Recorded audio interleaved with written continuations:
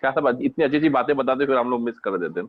ऐसा ना, जब आप लोग आते हैं कोई क्वेश्चन पूछता है फिर वो इस दिमाग से स्लिप हो जाता है। हाँ। अब पर आपने नोटिस करके याद दिला दिया तो बहुत अच्छा है, ठीक है। चलो अभी हमारा कुछ मिस नहीं हुआ है, क्योंकि अभी मैंने सिर्फ जो हमने कल पढ़ा था उसका थोड़ा सा मैंने ब्रीफ किया था। ओके, तो अब हमने आठ आठ फैक्टर हमको पता लग गए। अब हम हर फैक्टर को अलग अलग इंडिविजुअली पढ़ेंगे कि हम पॉइंट एलोकेशन कैसे करते हैं। और कल किसी ने मुझसे पूछा था, भाई इसको मुझे ज्योतिष नहीं आती, इसे अलाउ इसे करूंगा कैसे तो आज वो देखेंगे। हाँ सर, मैंने पूछा था। हाँ, तो आज तुम्हारे प्रश्न का उत्तर मिलेगा।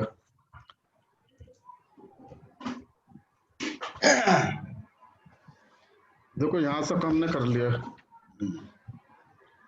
अब पॉइंट ये मैं आपको कंप्यूटर सॉफ्टवेयर से भी दिखा देता हूँ। कंप्यूटर सॉफ्टवेयर ऐसा है कि हमें सॉफ्टवेयर को यूज करने में कोई हार्म नहीं है, पर हमें पूरी तरह से डिपेंडेंसी सॉफ्टवेयर पे नहीं होनी चाहिए, मेरा कहना ये है, ठीक है। जैसे कि किसी को कैलकुलेटर यूज करके, कैलकुलेटर है उसके पास, वो कैलकुलेटर यूज कर ले, पर कैलकुलेटर के चक्कर में अगर आपको उसे कैलकुलेशन ही करनी नहीं आती, किसी दिन कैलकुलेटर नहीं है तो वो जो है 12 को 14 से मल्टीप्लाई भी नहीं कर पा रहा है। तो डिपेंडेंसी टूल को आपको यूज करना है फॉर योर बेनिफिट, ना कि आपको उसका स्लेव बन जाना है, ठीक है। और सॉफ्टवेयर में करने से कुछ कमियां आती हैं, इसलिए हमको मैनुअली करना पड़ता है, नहीं तो फिर हमको स्पुट मिलान सीखने की जरूरत ही नहीं थी। तो ये कुंडली है, देखो ये सॉफ्टवेयर से बनाई है, इसको मैं आपको एक करके भी दिखा दूंगा। आप ये देख रहे हो लेफ्ट साइड पे लड़के का नाम लिखा है, ये एग्जाम्पल है इसलिए मैंने कुछ भी नाम डाल दिया है। तो you can see boy name Nihit, can you see? Yes, Can sir. everybody see? Yes, sir. And then there is a horoscope of girl which named Sonam. Okay, boy born on 19th September 1990, girl born on 14th 14th August 1991. Okay, ये दोनों की कुंडली है। तो आप क्या कहोगे, ये कुंडली नहीं है, ये उनकी बर्थ डिटेल है। Okay, on left side. Okay, और राइट साइड पे क्या है, ये लग्न कुंडली जो पहली वाली है वो किसकी है?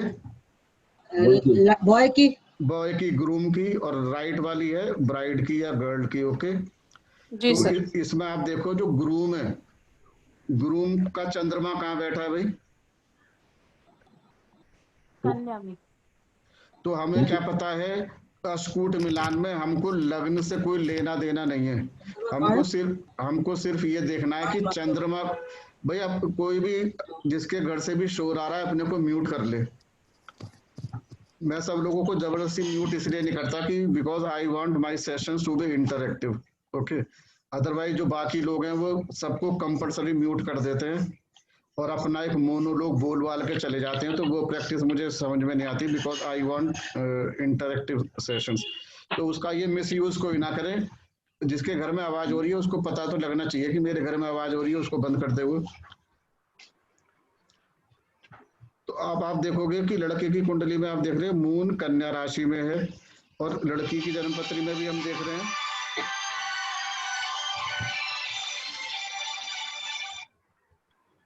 कि मून जो है कन्या राशि में। Can you see? मून 12वें घर में बैठा है, ठीक है। तो लड़के की जन्मपत्री में मैं कह सकता हूं कि लड़के की जन्मपत्री में चंद्र राशि वर्गो है। वर्गो का राशिश कौन होता है? मरकरी। मरकरी ये सर एक बार दोबारा समझाइएगा। लड़के की जन्मपत्री देख रहे हो आप, ठीक है। चंद्रमा कहाँ बैठा है? चंद्रमा कौन सी राशि में है? राशि में, कन्या में। कन्या में है ना। तो गुरुम के आगे क्या लिखा है? राशि वर्गो, मतलब चंद्रमा वर्गो के अंदर है। वर्गो साइन मतलब कन्या राशि का स्वामी कौन होता है? मरकरी। बराबर। कन्या राशि में ये कौन से नक्षत्र में बैठा है? ये हस्ता के नक्षत्र में बैठा है। और इसका चरण क्या है? एक, मतलब हस्ता के 3 डिग्री 20 मिनट के अंदर बैठा है। Is that clear? Yes sir. अब हम ब्राइड को देखते हैं। ब्राइड का भी राशि वर्गो है, तो राशि का लॉर्ड ब्राइड का भी मरकरी हो गया जी।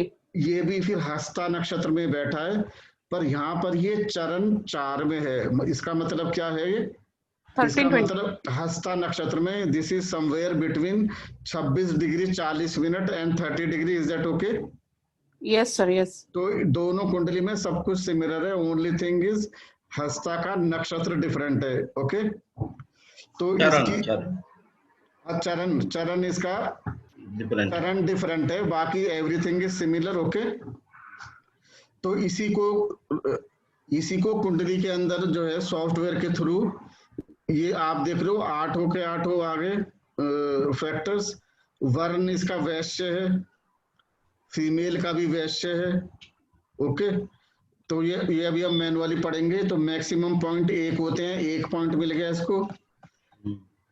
और वर्ण इसका ओके, वर्ण वैश्य, ये वाला वैश्य और इस वाले वैश्य में फर्क है।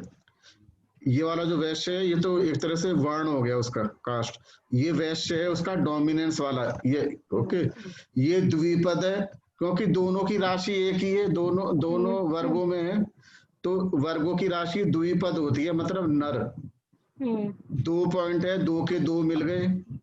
तारा इनका 3 मिल रहा है। योनि, ग्रह मैत्री, ये सब आप अभी पढ़ोगे तो मैं बता नहीं रहा हूं, पर आप सॉफ्टवेयर में देखोगे इधर लिखा है मैक्सिमम मार्क्स और इधर लिखा है मार्क। मार्क का मतलब है मार्क ऑब्टेन्ड। तो इस पेयर को कूट के अंदर, वर्ण के अंदर 1 में से 1 मिल गया, वैश्य में 2 में से 2 मिल गया, तारा इनका 3 में से 3 है, योनि इनकी 4 में से 4 है, ग्रह मैत्री 5 में से 5 है, गण भी इनके 6 में से 6 हैं। ये सब क्यों होते जा रहे हैं? क्योंकि एक ही राशि है, एक ही नक्षत्र है, इसलिए इतने सारे पॉइंट मिल रहे हैं। पर आप देखोगे भकूट भी इनका 7 में से 7 है, नाड़ी नहीं मिली। नाड़ी मैक्सिमम 8 में से कितने पॉइंट मिले इसको? 0। तो टोटल पॉइंट 36 में से कितना मिले? 28। तो कितने परसेंट नंबर आए? 77%। हाँ, तो शादी करवा दें इनकी, कार्ड छपवा दें इनके, कार्ड छपवा दें। सर नाड़ी भी तो देखनी पड़ेगी। नाड़ी तो बच्चे की प्रॉब्लम होगी सर। तो इसमें आप क्या एडवाइस करोगे? पंचम भाव देखना है सर, पंचम कुंडली का भाव भी पंचम देख भाव लिया। देखना। तो हम तो ये कहेंगे 28 पॉइंट आ रहे हैं, तो what we will do, software में गए 28 देखा, कहेंगे शादी कर दो, जबकि नाड़ी नहीं मिल रही। नाड़ी ना मिलना एक बहुत बड़ा दोष है। सर नाड़ियाँ सिर्फ बच्चों से लिंक नहीं होती, जैसे मैं पहले बायो स्टूडेंट थी तो मैंने ना उससे भी लिंक करके देखा था, RH फैक्टर से लिंक हो जाता है। हाँ, अगर बिल्कुल बिल्कुल। नाड़ी मैंने तो कल आपको बताया ही था, मैंने कल बताया था। नाड़ी अगर नहीं मिल रही तो प्रोजेनी वाला जो प्रोजेनी वाला प्रॉमिस को इम्पैक्ट करता है। इसलिए पड़ता है कि नहीं, और भी बहुत सारी आस्था जी, बहुत सारी चीजें हैं। पति की आयु पे भी इम्पैक्ट डालता है, ठीक है, और पति की आयु पे भी डालता है, खुद के ऊपर भी डालता है, बच्चों पर प्रमुख रूप से। भाई शादी कर रहे हो तो शादी करते हुए आज भी हिंदुस्तान के अंदर संतान को बहुत बड़ी महत्व दिया जाता है। ओके, तो संतान को भी इम्पैक्ट करता है। तो अगर नाड़ी दोष आ रहा है तो देख लेना चाहिए कि भैया 5वां घर भी कमजोर ना हो, क्योंकि नाड़ी भी नहीं मिल रही, 5वां घर भी कमजोर है, तो प्रोजेनी के चांसेस बहुत कम हो जाएंगे ना। जी जी। सो दिस इज द कुंडली। अभी देखो, अगर इस तरह का कपल है, जैसा मैंने कल बताया था, उनसे बोला कि नाड़ी दोष है, प्रोजेनी में दिक्कत होगी, तो बोले मुझे वो मामा कहते हैं। कह रहे मामा कोई बात नहीं, बच्चा गोद ले लेंगे, दिक्कत क्या है, ठीक है। तो उनके लिए life, and they are more qualified than me. Okay, they both the couple were more qualified थी। मुझे इसमें कहने में कोई शर्म नहीं है, क्योंकि लड़की दिल्ली कॉलेज मैनेजमेंट की पढ़ी हुई थी, लड़का भी यूके से बहुत साउंड कॉलेज से पढ़े हुए थे। अब उनकी थिंकिंग है तो मैं उनकी थिंकिंग थोड़ी चेंज करूंगा अभी बैठ के। भैया एज ए एस्ट्रोलॉजर मेरा काम है, मैंने बता दिया। अब डॉक्टर है, उसने कहा भैया डायबिटीज है, गोली खा लो। अब वो कहे मैं गोली नहीं खाऊंगा, मैं तो घूम के भी ठीक कर लूंगा, तो उसकी मर्जी है ना। अब मैं उसे जबरदस्ती उसके मुंह में गोली नहीं डाल सकता ना। तो सबकी थिंकिंग अलग है, पर मैं अगर वास्तु कंसल्टेंट एस्ट्रोलॉजर हूं तो एस्ट्रोलॉजर वाला मैं उसको एडवाइस दे दिया। ओके, तो ये चीज हो गई अष्टकूट मिलान से। तो हमने देखा बहुत सारी चीजें तो मिल गई, पर इसके अलावा भी चीजें होती हैं जो अष्टकूट मिलान के अंदर नहीं आ रही हैं, पर उनको भी देखना बहुत जरूरी है। उसको मैं कहता हूं कि बियॉन्ड अष्टकूट मिलान, अगर हमारे पास पत्री आती है तो हमें ये भी देखना चाहिए। क्या क्या देखो, शादी का घर कौन सा होता है? 7th house. तो 7th हाउस को भी हमें देखना चाहिए इंडिविजुअली, लड़के का भी लड़की का भी। अगर लड़के की जन्म पत्री के अंदर 7th हाउस में एफ्लिक्शन आ रहा है, दोष आ रहा है, उसमें पुनर्विवाह का योग है, उसमें 2 या 3 शादी का योग है, उसके अंदर ऐसा है कि 5-6 साल बाद उसकी आय कम हो जाएगी या बंद हो जाएगी, या उसकी हेल्थ खराब हो जाएगी, या लड़के की जन्म पत्री में या लड़की में प्रोजेनी का योग नहीं है, एक के में है और एक के में नहीं है, ठीक है, तो क्या करोगे? ये सारे फैक्टर भी होते हैं, ये देखना चाहिए।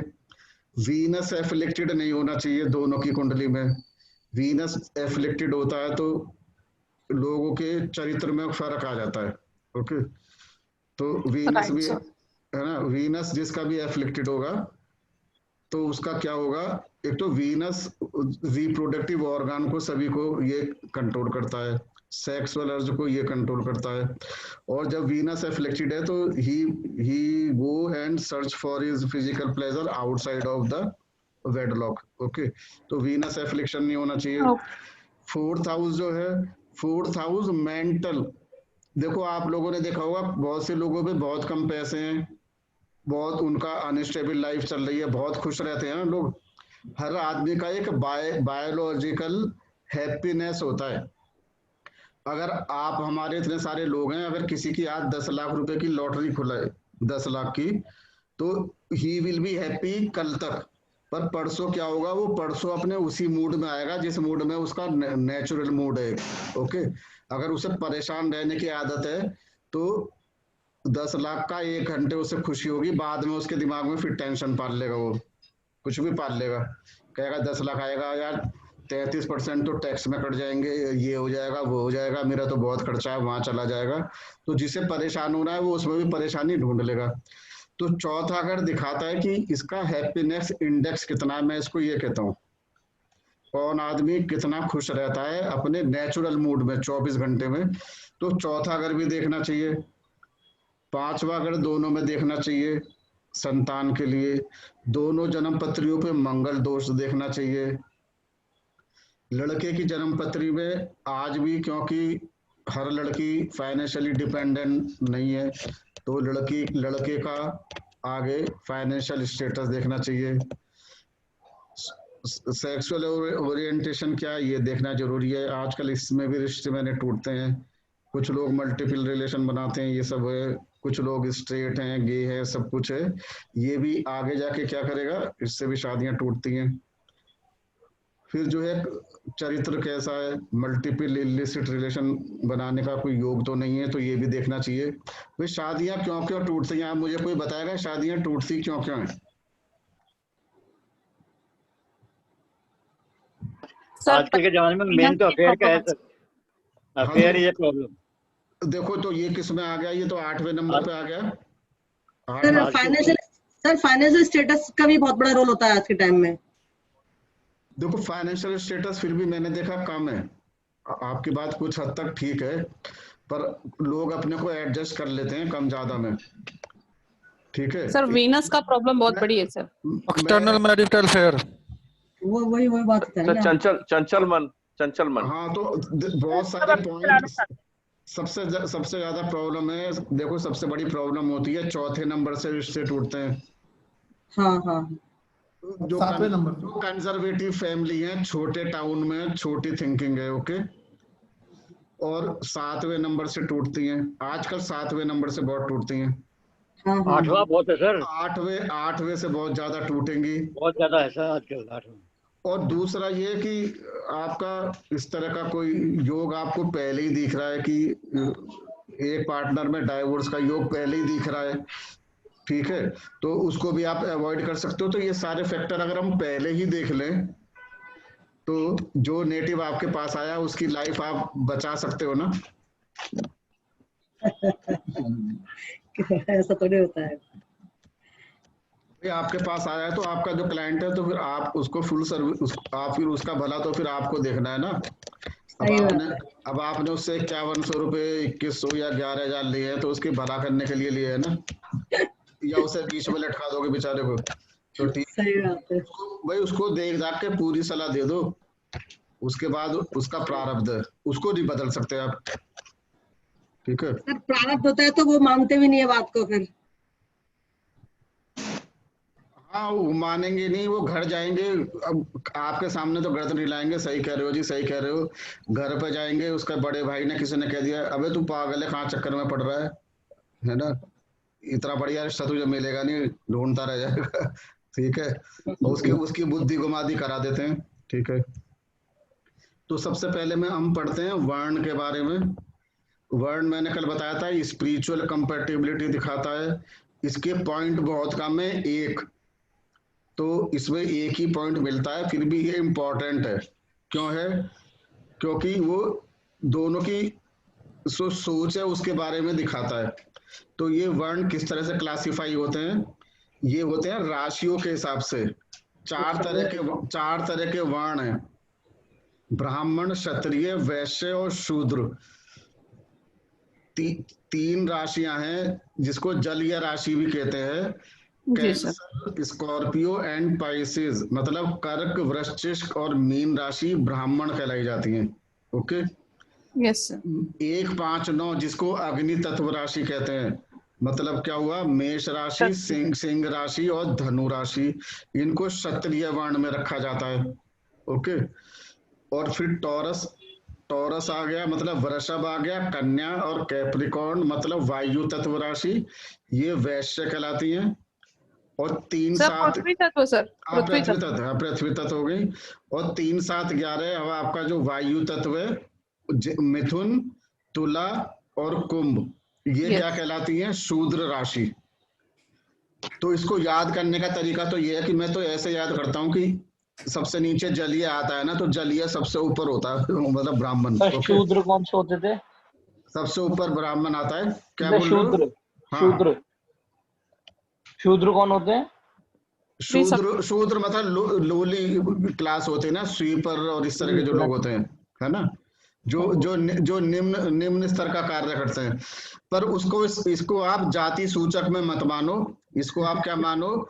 3, 7, 11 वाली जो राशि है उनको शूद्र राशि कहते हैं। ओके, यहाँ पर हमें उससे मतलब नहीं है कि वो कौन सी कास्ट है। You getting my point? किसी का भी चंद्रमा अगर मिथुन राशि में है तो उसका वर्ण मिथुन राशि है। समझ गए? बताओ अगर होगा सर, क्या करो? शूद्र होगा, आपने कहा ना। यस, अगर चंद्रमा मिथुन राशि में है तो उसका वर्ण शूद्र राशि है। हाँ सर, बराबर। अगर मुझे बताओ, अभी किसी ने मुझे पूछा था शूद्र कौन होता है, अपना नाम बताओ। राघव। चंद्रमा अगर मकर राशि में है तो कौन सा उसका वर्ण हुआ?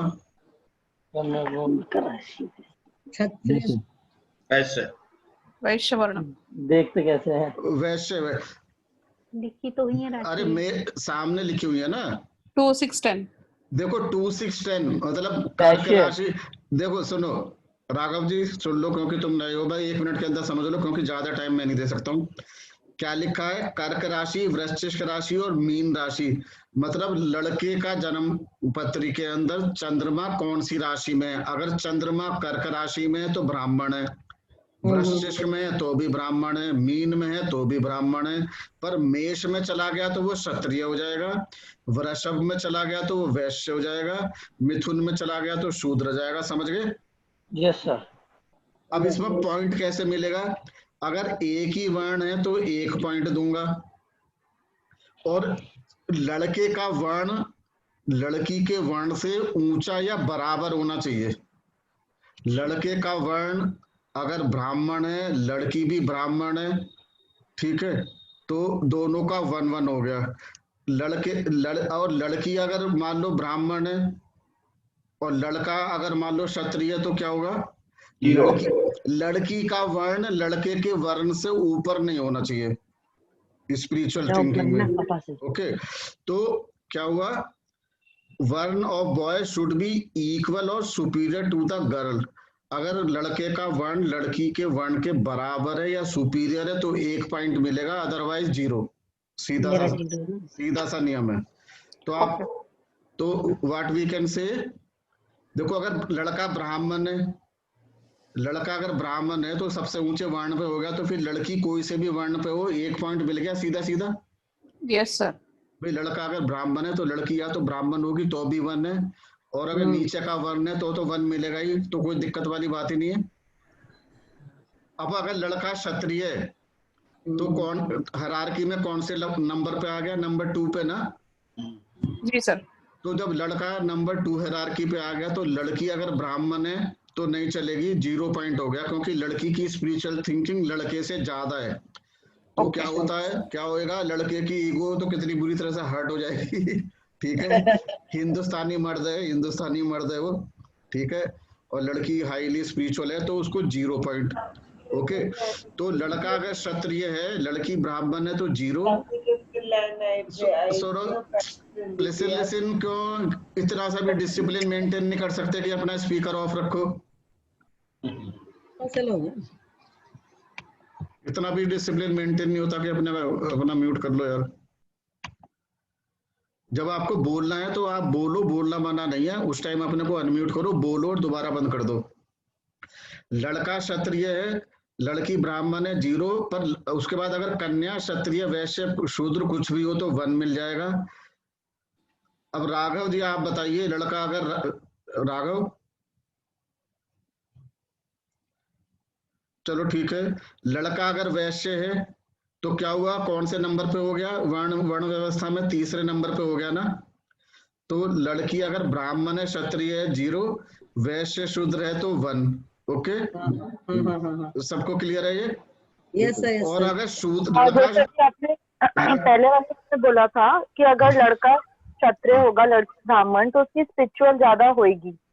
तो ये हम बात वैश्य हो लड़का और लड़की क्षत्रिय हो तब भी बोल सकते हैं, या हम उसको अलग एंगल से देखेंगे? एक मिलेगा, जैसे आपने स्पिरिचुअल एंगल बताया। सुनो, सीधा सा सिंपल रूल है, लड़के का वर्ण लड़की के वर्ण के बराबर हो या ऊंचा हो, उससे नीचा नहीं होना चाहिए, बस यही रूल है, और कुछ रूल नहीं है। But is it actually about just the spiritual angle, या हम अलग अलग वर्ण, फॉर एग्जांपल अगर लड़की क्षत्रिय है हाँ। तो वो अलग तरीके से, मतलब उसकी थोड़ी फायरी थिंकिंग होगी, और वैसे वो नहीं है, उसकी थिंकिंग है, स्पिरिचुअल थिंकिंग है। It is more about the spiritual thinking. वो वाले गुण इसमें वो सब नहीं आएंगे। स्पिरिचुअल कंपैटिबिलिटी है इन दोनों की। और ईगो मैंने अपने आप ही बोला था ना, ईगो, उनकी ईगो का लेवल है। मतलब लड़के की ईगो जब ही सेटिस्फाई रहेगी जब वो अपने को से लगे कि मैं लड़की से थोड़ा सा सुपीरियर हूँ, otherwise he feel deeply hurt. उसका जो मेल चेवनिज्म है वो हर्ट होता है। तो आप तो 1 नंबर भैया हमारी पत्नी का, तो आप ब्राह्मण और शूद्र। ठीक है, तो ये हो गया। इसमें किसी को कोई डाउट है? ये तो बहुत सिंपल है, ये सीधा सीधा 1 पॉइंट मिलेगा। ओके जी सर। उसके बाद हम आते हैं वैश्य की तरफ।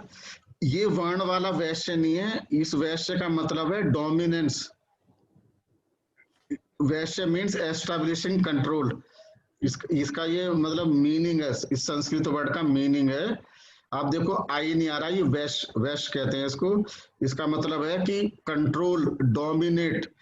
किसको डोमिनेट करना चाहिए? पुराने जमाने के अंदर लड़के को लड़की पे डोमिनेट करना चाहिए, इस तरह का पहले विचार होता था। ओके, तो क्या होता था, कौन किसको डोमिनेट करता है, उसके लिए सारी मानव जाति को हम पशु की कैटेगरी में डिवाइड करते हैं। जिस आदमी की जैसी प्रवृत्ति होती है, वो जिस जानवर की तरह उसकी प्रवृत्ति है वो बिहेव करता है, उसका वैसा ही कैरेक्टर होता है। अगर किसी की प्रवृत्ति आप देखते हो बहुत ज्यादा डोमिनेटिंग है, दहाड़ता है, चिल्लाता है, ये करता है, लड़का भी हो सकता है, लड़की भी, शेर वाली प्रवृत्ति हो सकती है। ओके, और कोई बहुत सबमिसिव है, लड़का भी हो सकता है, लड़की भी बहुत सबमिसिव है, कुछ भी कह लो कोई फर्क नहीं पड़ता, अपनी बात को रख नहीं पाते हैं, थोड़े से डरे डरे से रहते हैं। तो कौन होगा ये? शीप। इसको राम भी कहते हैं, या भेड़ वाली प्रवृत्ति क्या होगी? बहुत सबमिसिव होंगे, डरपोक, थोड़े से डरपोक होंगे। ओके, तो ये वो तो उनको तो कोई भी डोमिनेट कर ले आके।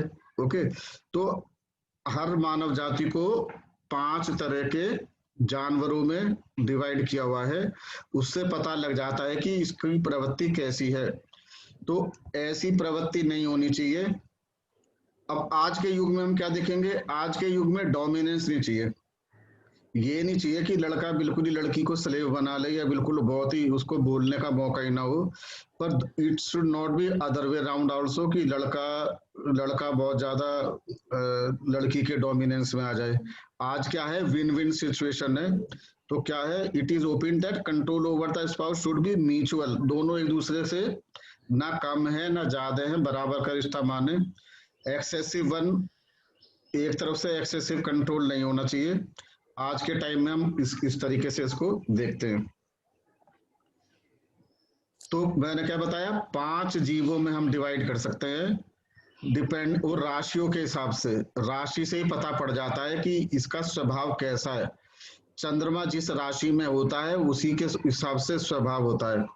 तो चतुष्पद 4 लेग्ड कौन से होते हैं, 4 लेग्ड शेर को छोड़ के, शेर के लिए एक अलग कैटेगरी रखी है जिसे कहते हैं वंचर, क्योंकि शेर तो जंगल का राजा है, उसके आगे किसी जानवर की नहीं चलनी। तो शेर को एकदम अलग रख दिया, बाकी को हम कहते हैं चतुष्पद। तो मेष हिरन वगैरह है जी, हिरन वगैरह इसमें आएंगे।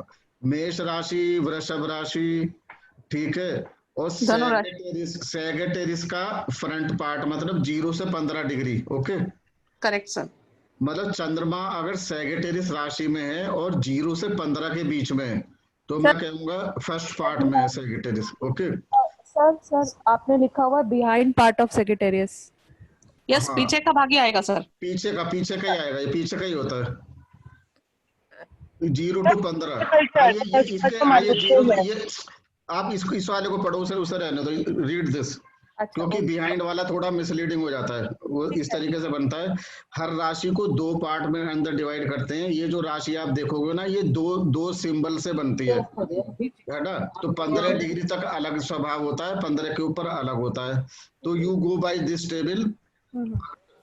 चंद्रमा मिथुन राशि में है, कन्या राशि में है, तुला राशि में है, या धनु राशि के 0 से 15 में है, या कुंभ है, तो वो नर जाति कहलाते हैं। वो उनकी टेंडेंसी होती है ह्यूमन बीइंग वाली।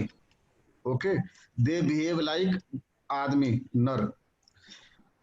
जिसका चंद्रमा मेष राशि में है, वृषभ राशि में है और धनु राशि के 15 से 30 में है। ओके, और या कैप्रिकॉर्न के 0 से 15 में है, वो चतुष्पद होते हैं। ओके, चतुष्पद, दे आर टोल्ड चतुष्पद। जी जी। जलचर कौन होते हैं, जो कैंसर कर्क राशि में जिसका चंद्रमा है। बड़ा सिंपल सी बात है, सारी चीज चंद्रमा से कंट्रोल हो रही है यहाँ पर। चंद्रमा कौन सी राशि में है, कर्क में बैठा है, समझ लो उसका वैश्य कौन सा हो गया, जलचर सर। जलचर हो गया।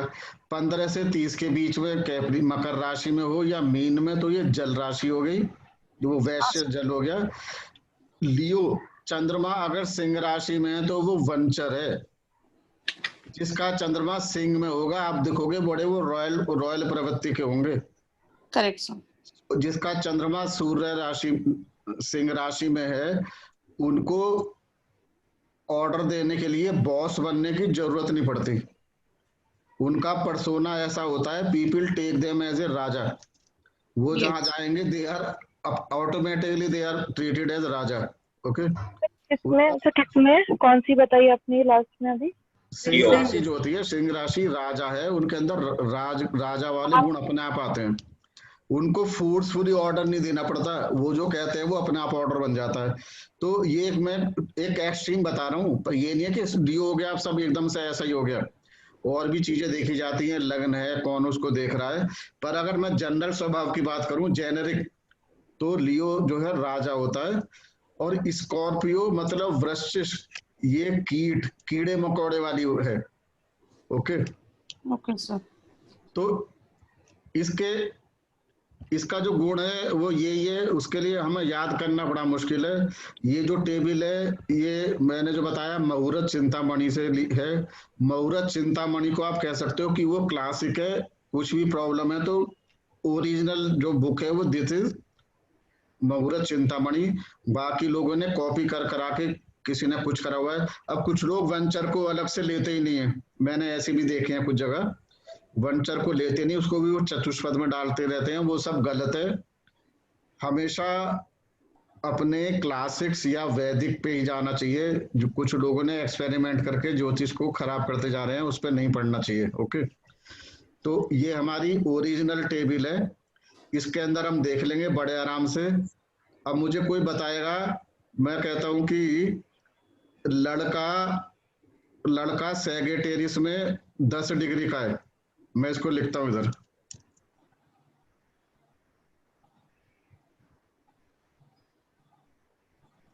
इजी नहीं है सर, अब यही बता दो फिर टेबल दिखेगी नहीं वरना। मैं व्हाइट बोर्ड पे लिखना चाह रहा हूँ, चलो ऐसे बोल देता हूँ, चलो ऐसे बोलता हूँ, एक सेकंड, या इसी पे लिख देता हूँ। चलो आप ऐसे ही समझ लो, लड़का मान लो, लड़का धनु राशि में 10 डिग्री है, द्विपद होगा तो कौन सा पद कौन सा क्या हो गया वो? चतुष्पद द्विपद द्विपद हो गया। और लड़की का चंद्रमा सिंह राशि में पंचर तो पंचर हो गया, तो पंचर हो गया। तो देखो लड़का तो ये लेफ्ट टू राइट इज लड़का, जहां मेरा कर्सर जा रहा है, और टॉप टू बॉटम इज लड़की। तो लड़का तो द्विपद हो गया जी, और लड़की क्या है? वंचर 0 पॉइंट। तो कितने पॉइंट हो गए? 0 भाई शेर है, लड़की तो शेर है जी सर। और लड़का क्या है? आदमी है, नर है। नर का मतलब ऐसा आदमी नहीं है, उसका मतलब उसका बिहेवियर वाइज वो मानव है। और लड़की क्या है? शेर है।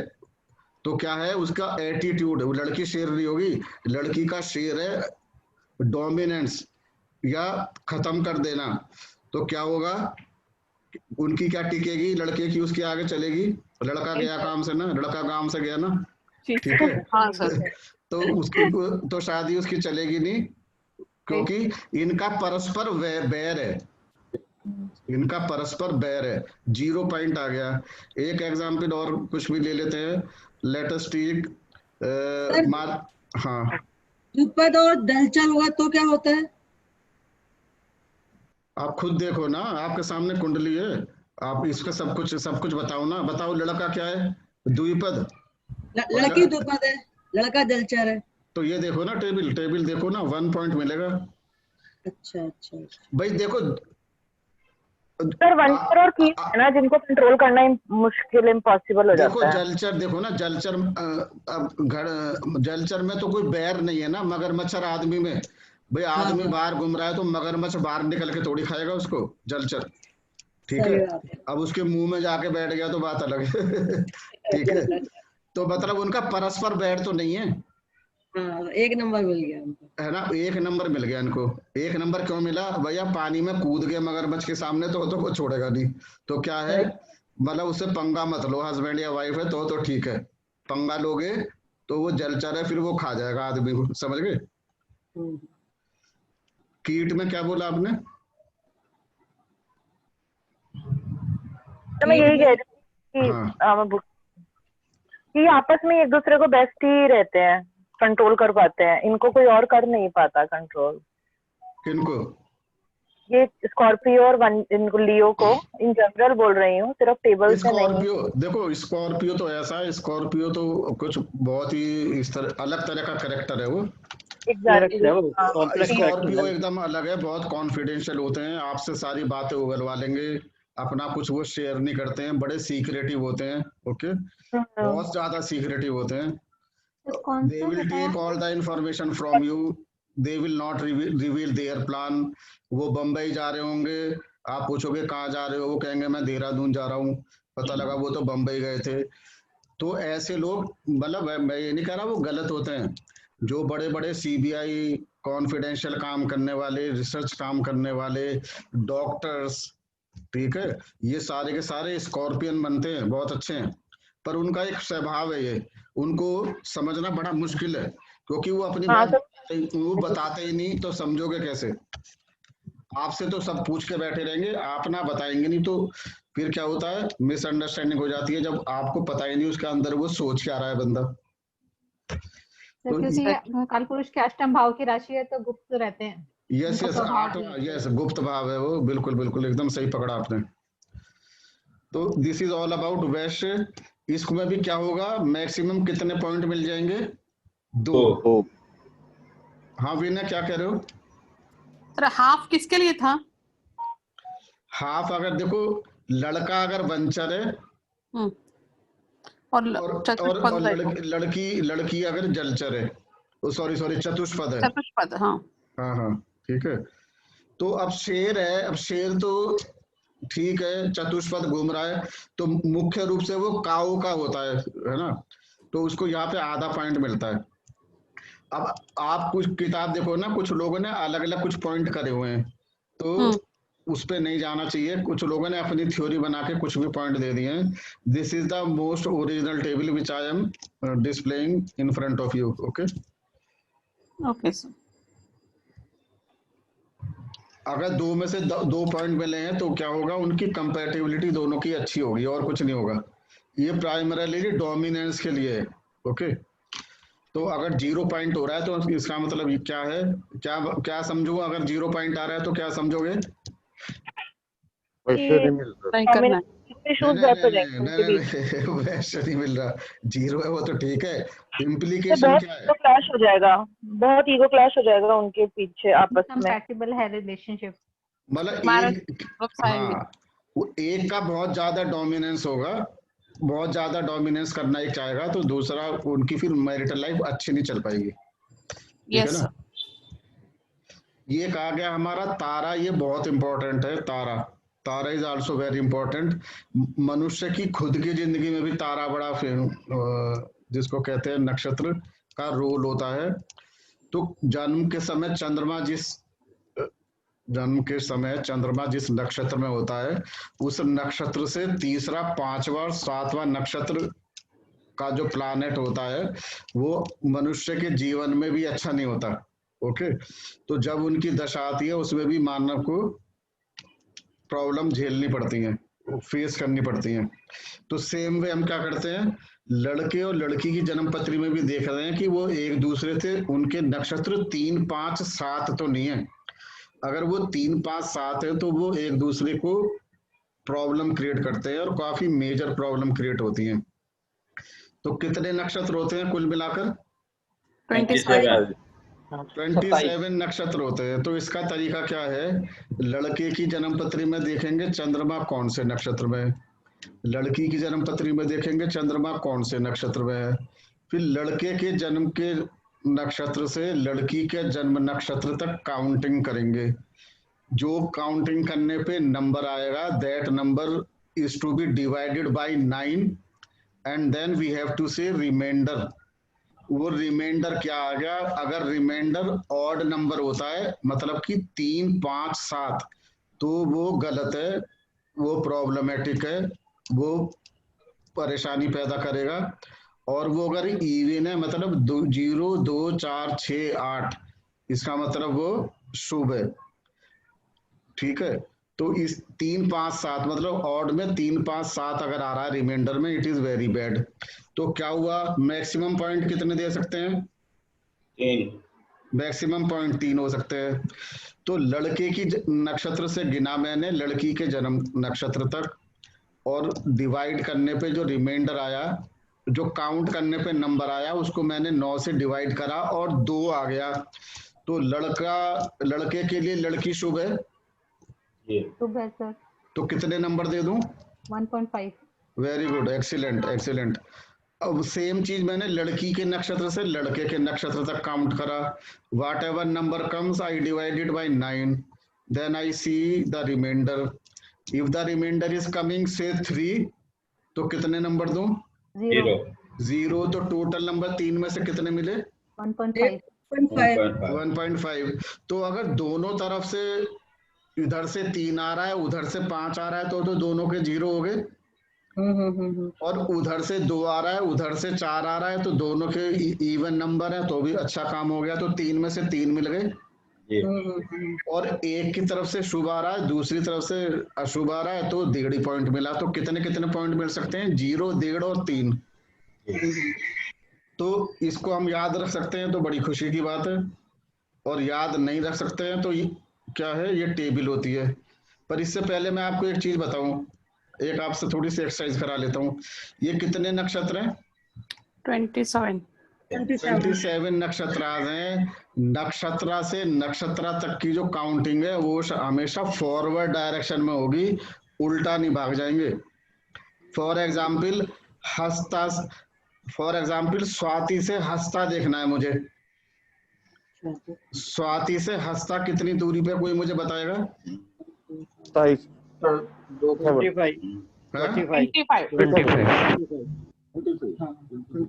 सर।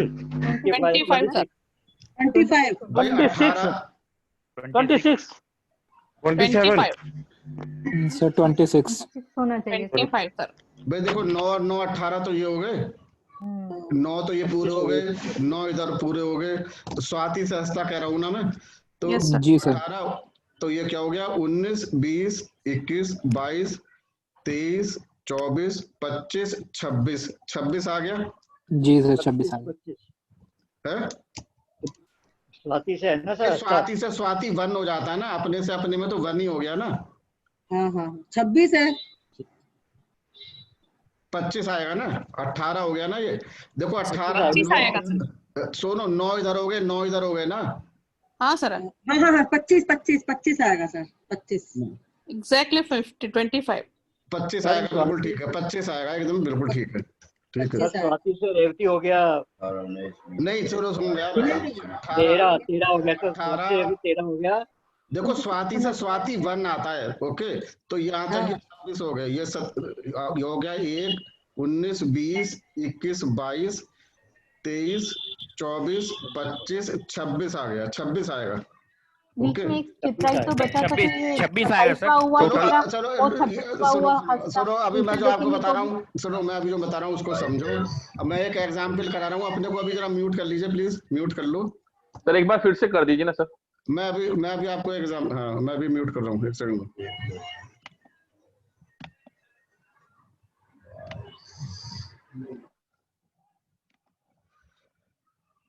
मैं कह रहा हूँ लड़का हंसता है और लड़की रेवती है। तो इसका हमें देखना है कि तारा मिल रहा है नहीं मिल रहा है। लड़का हंसता है, लड़की रेवती है। तो हंसता से रेवती गिनूं, कितना हुआ? 1 2 3 4 5 6 7 8 9 10 11 12 13 14 15 हो गए। 15 को 9 से डिवाइड करो। 6 बाकी आया सर। 6 बाकी आया। तो ऑड नंबर है, इवन नंबर है? ऑड नंबर है, इवन नंबर है सर। शुभ है, इवन नंबर है, शुभ है। कितने पॉइंट दे दूं? 3 1.5। अब रेवती 1.5। अब रेवती से कहां तक गिनूं? रेवती से अभी आप गिनो हस्ता तक जी। अभी हस्ता लिया था ना हमने, ठीक है। हाँ हस्ता तक। तो 13 रेवती 1, फिर इधर आया 2 3 4 5 6 7 8 9 10 11 12 13 14 हुआ ना?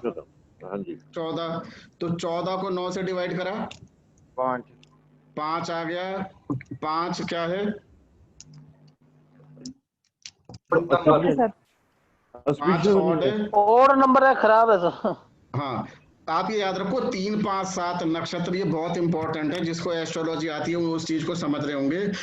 तीसरा 5वां नक्षत्र शुभ नहीं होता, तीसरा 5वां और 7वां, ओके। इन दोनों के मिलान में सर 1.5 नंबर मिलेंगे। हाँ, तो क्योंकि लड़के से लड़की शुभ है, लड़की से लड़का अशुभ है, तो हम क्यों 3 में से कितने नंबर देंगे? 1.5 नंबर। तो एकदम क्लियर हो गया ना, कोई डाउट तो नहीं रह गया? नहीं सर, ठीक है ओके सर। यही अगर रेवती से भरनी नक्षत्र हो तो सुनो तो कर लो एक एक्सरसाइज, ये भी कर लो। रेवती है, रेवती से भरनी, तो रेवती से भरनी कितना हुआ? 3 हो गया। Yes sir. तो कितना बचा? अच्छा 3 ही बचा। 9 0 जा 0 चलिए, 3 बचा ना, हाँ जी। तो अशुभ हो गया। हाँ। और फिर आप क्या करोगे?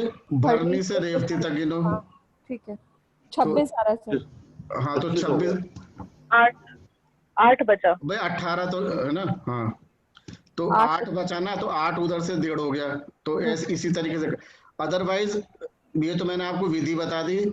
और आपको अगर बिल्कुल बना बनाया आप कुछ करना नहीं चाह रहे हो तो ये टेबल है, इसे आप देख सकते हो। ठीक है, तो इधर लड़का इधर लड़की।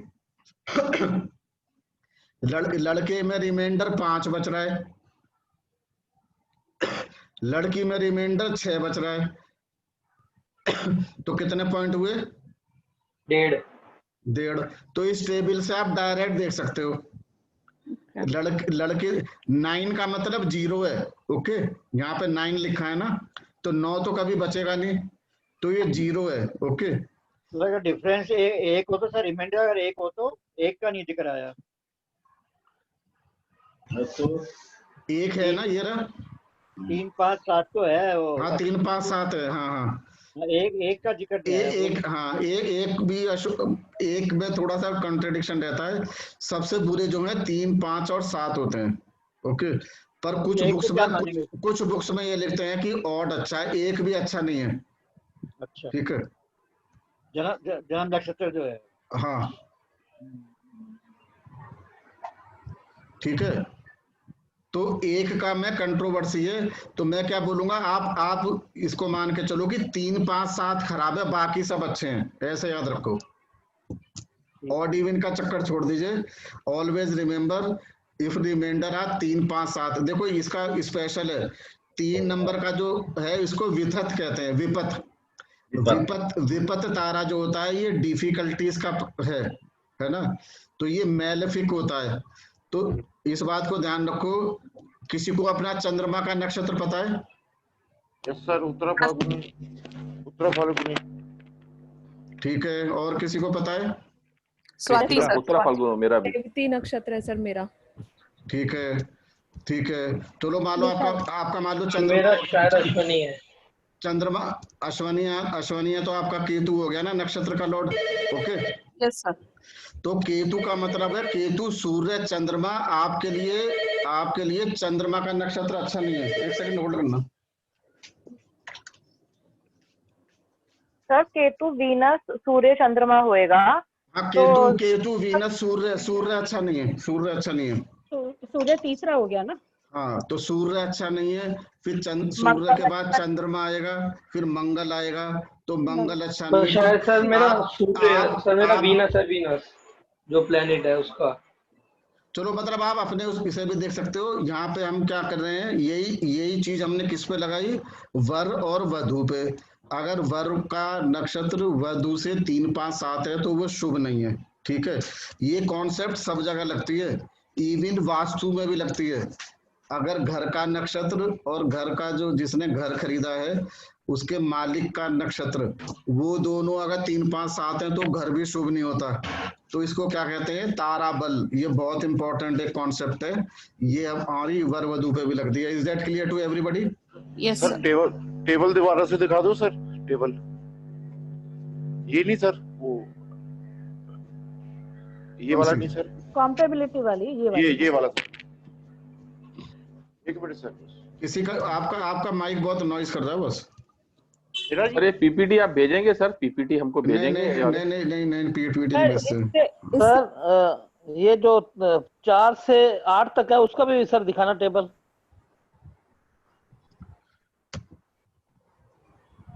4 से 8 क्या मतलब हुआ? यही हाँ, ये तारा में सर 4 से 8 सर, और बैक। हाँ जी, के वाला आई जन्म तारा संपत विपत ये है ना, और इसके बाद वाला भी सर, ये वाला। देखो ये क्योंकि अगर मैं ज्योतिष पढ़ाता तो मैं आपको और भी डिटेल में पढ़ाता, तो भी उसकी हमें जरूरत नहीं है। अभी हम क्या देख रहे हैं, सिर्फ देखो 3 का क्या मैंने बताया था, 3 5 7 का आपको एक्सप्लेन कर देता हूँ। 3 का क्या मतलब होता है? विपत तारा होता है, ये डिफिकल्टीज पैदा करता है। ओके, तो क्या होगा? परेशानियां पैदा करेगा। 5वां नक्षत्र कहलाता है प्रत्यारी। ये क्या करता है, ये बहुत ज्यादा बाधाएं पैदा करता है ये। और 7वां होता है वध, नाम से पता लग रहा है ये हार्डशिप लेके आता है। तो ये हमारे तारा भी हमको बहुत ध्यानपूर्वक देखना चाहिए। सर एक क्वेश्चन है मेरा इसी पे। हाँ। जैसे हम लोग 1.5 मार्क्स दे रहे हैं कि लड़के के नक्षत्र से अगर आ रहा है मिल रहा है 3, 5, 7 नहीं है तो 1.5 मार्क्स मिल गया। अगर सपोजिंग लड़के के नक्षत्र से लड़की का नक्षत्र 3, 5, 7 आ रहा है हाँ। तो 0 पॉइंट मिला। तो लड़के के लिए लड़की प्रॉब्लम करेगी ना। हाँ अच्छा ठीक है, तो जिसके उसमें वो 3, 5, हाँ। 7 का नक्षत्र रहेगा हाँ, प्रॉब्लम क्रिएट होगा। ठीक वो उसकी वजह से उसके बाधाएं आएंगे। ठीक है सर, ठीक है। मतलब वो उसकी जिंदगी में बाधा पैदा करेगा। ठीक है, तो ताराकूट मैचिंग इज इम्पोर्टेंट, ये मैंने बता दिया, ट्रबल फ्री, तो ये भी हमको देखना चाहिए। तो क्या मतलब है किसी सर, भी, हाँ सर मेरा कहने का ये मतलब है कि अपने नक्षत्र से 3, 5, 7 ये हमेशा प्रॉब्लम ही करेगा, और ये रोजाना जिंदगी में भी हम लोग अप्लाई कर सकते हैं कि आज का गोचर का नक्षत्र क्या चल रहा है और अपना नक्षत्र से आज का दिन कैसा जाएगा ये भी देख सकते हैं। देखो ये एक जनरल चीज है, इसको बिल्कुल ऐसा नहीं कह देंगे। जैसे मान लो तीसरा नक्षत्र है, अभी हमने केतु में एग्जाम्पल लिया, केतु में हमने कहा कि सूर्य इसके लिए बाधा है।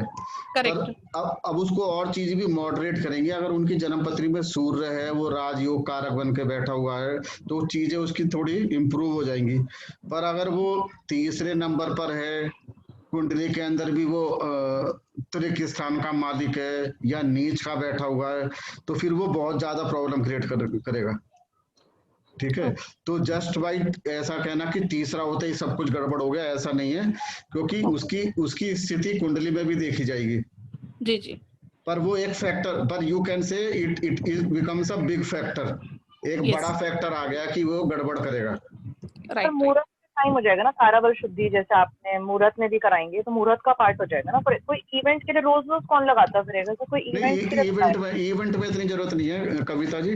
जब इसकी दशा चलती है उस टाइम आप इसको देख सकते हो। जब उसकी दशा चल रही है तो आप उसको देखोगे भैया ये जन्मपत्री में कहाँ बैठा है। ओके, अगर जन्मपत्री में भी वो पीड़ित है, त्रिक भाव का मालिक है, तो फिर आप उसका कुछ उपाय करें। अच्छा, पर मेरा वीनस का है, मेरी मून की दशा बहुत बढ़िया गई थी और मेरी मार्स में बहुत प्रॉब्लम चल रही है। मेरा लगन शनि का है, तो वो लगन का दुश्मन है, इसलिए मार्स दुखमयी चाह रही है। मतलब मेरा कहने का मतलब है आप सारे फैक्टर होते हैं, ये तो मैंने एक फैक्टर बता दिया। अब लग्नेश के दुश्मन की दशा चलेगी, वो भी प्रॉब्लम करेगा, वो एक अलग फैक्टर है, वो ज्योतिष का वाली चीज है। देखो बहुत सारे फैक्टर होते हैं। जन्मपत्री का एक सीधा सा नियम है कि एक फैक्टर को देख के कभी भी प्रेडिक्शन नहीं करी जाती। जब एक आपने गलत फैक्टर देखा, फिर दूसरा भी गलत है। जब ज्योतिष में कहावत में एक बहुत बड़ी सेइंग है कि जब कम से कम 3 फैक्टर एक चीज को इलस्ट्रेट कर रहे हो तो हमें उसका जजमेंट देना चाहिए।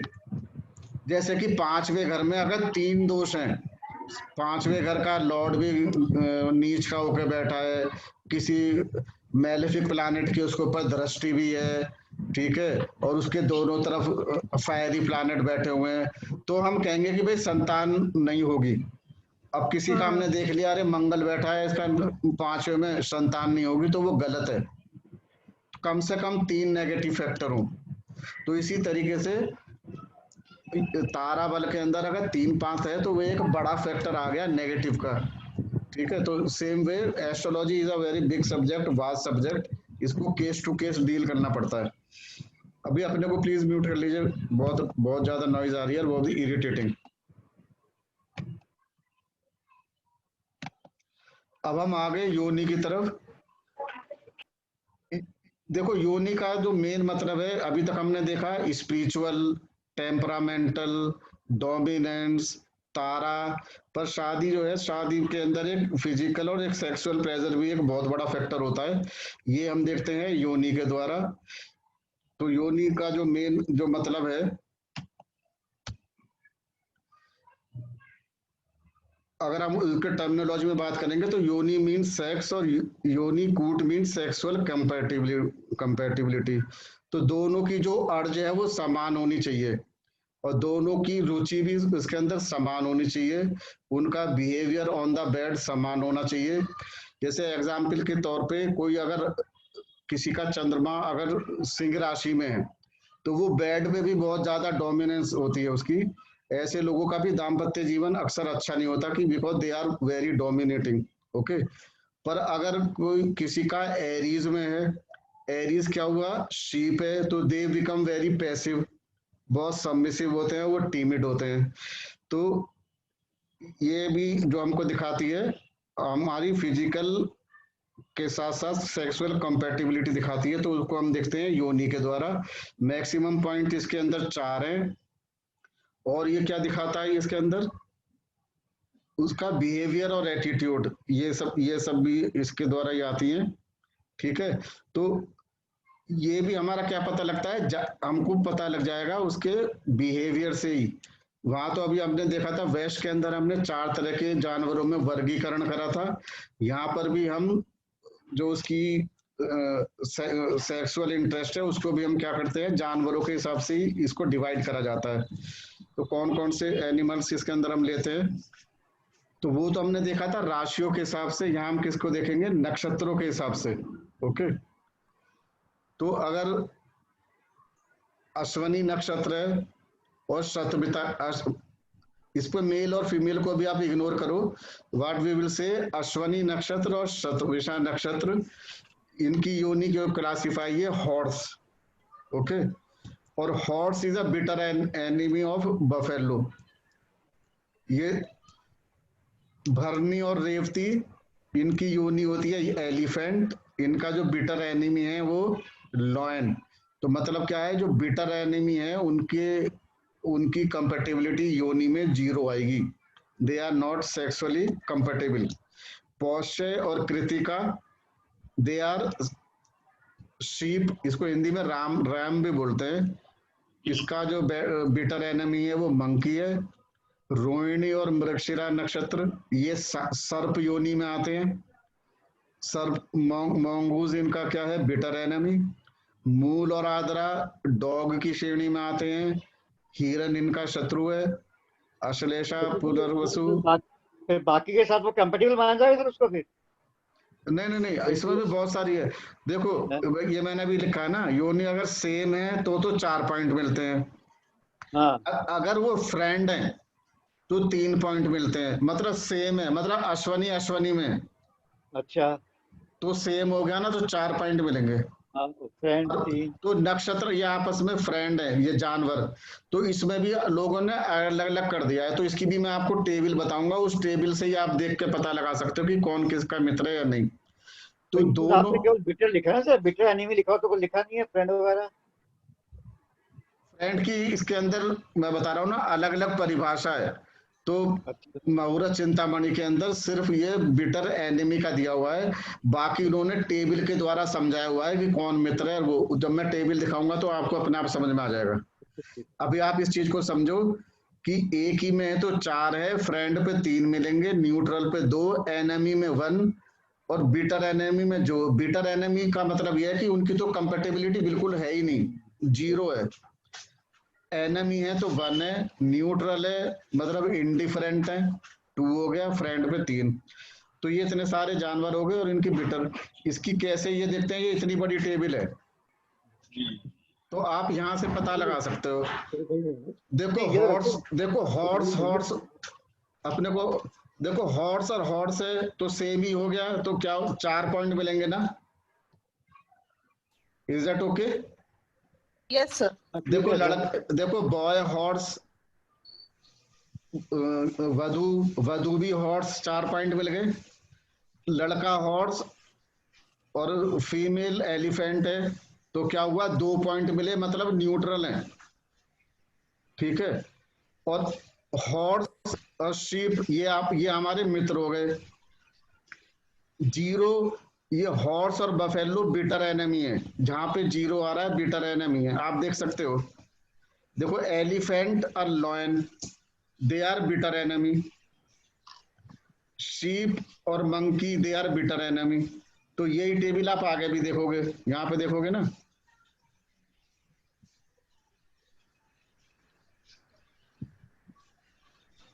देखो एलिफेंट और लॉयन बिटर एनिमी दिया हुआ है ना यहाँ पे, तो इसी तरीके से जो टेबल यहाँ दी हुई है वही वहां पे रिफ्लेक्ट हो रही है। मंकी और शीप मैंने बताया ना, मंकी और शीप उधर आपने देखा, मंकी और शीप बिटर एनिमी है, तो यहाँ पे कितने पॉइंट मिलने चाहिए उसको टेबल में? मंकी और शीप को देखो, इधर शीप है इधर मंकी है, कि कितने पॉइंट आ रहे हैं यहाँ टेबल में? 0 zero. Why? Because they are bitter enemy. पर शीप का आप देखो, शीप अगर दोनों शीप हैं तो 4 पॉइंट मिल गए, पर शीप के आप देखोगे ज्यादातर फ्रेंड है। ओके, तो इस टेबल के साथ आप इसको देख सकते हो।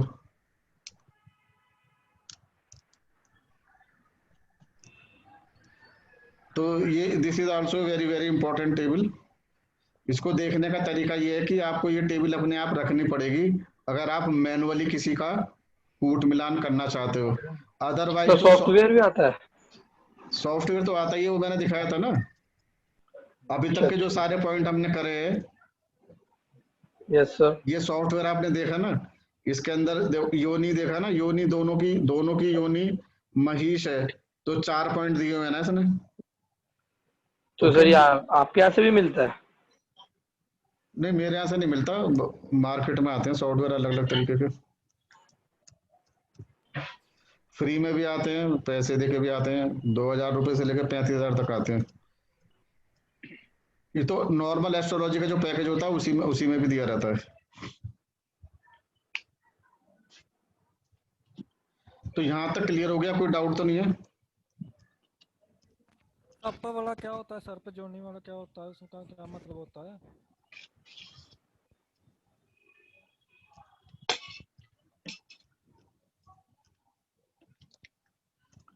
सर्प का देख लो, सर्प ये है ना, सर्प में देखो, सर्प होगा तो क्या होगा?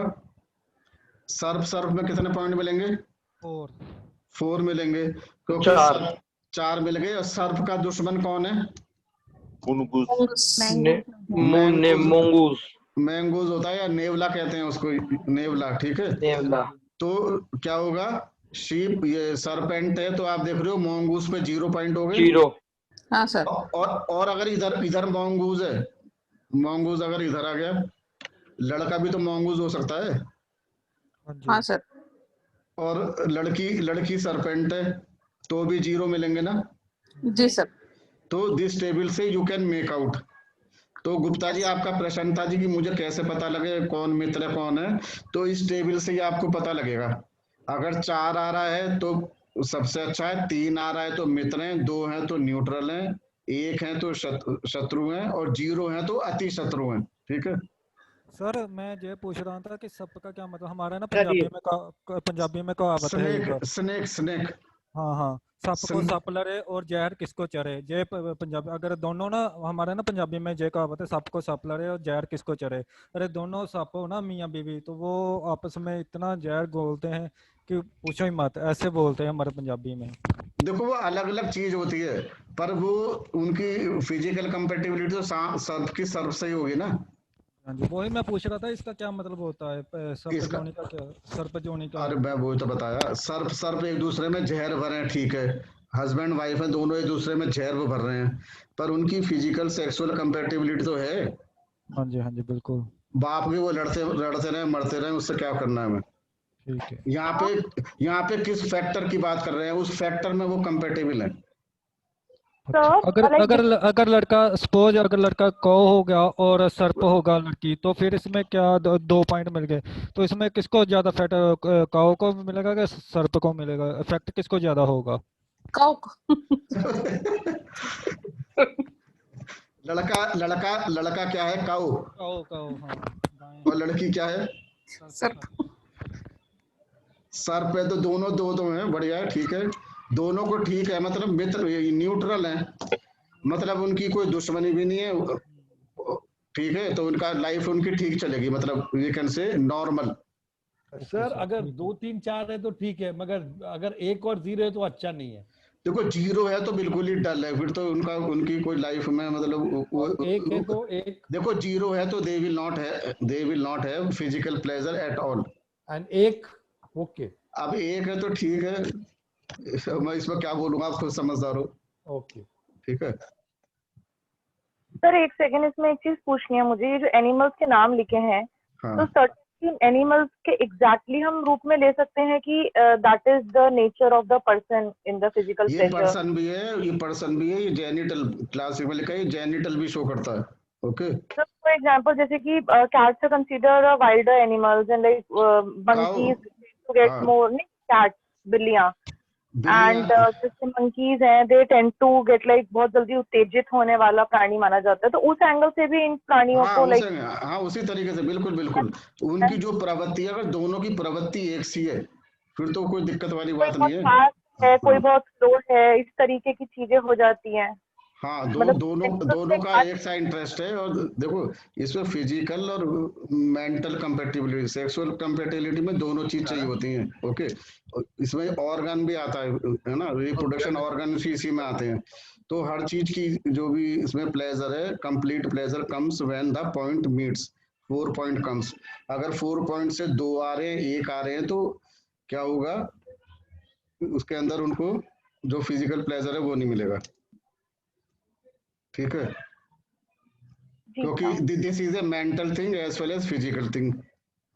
This relationship is physical as well as mental, दोनों चीजों को इज रिप्रेजेंटेड बाय योनि। ओके,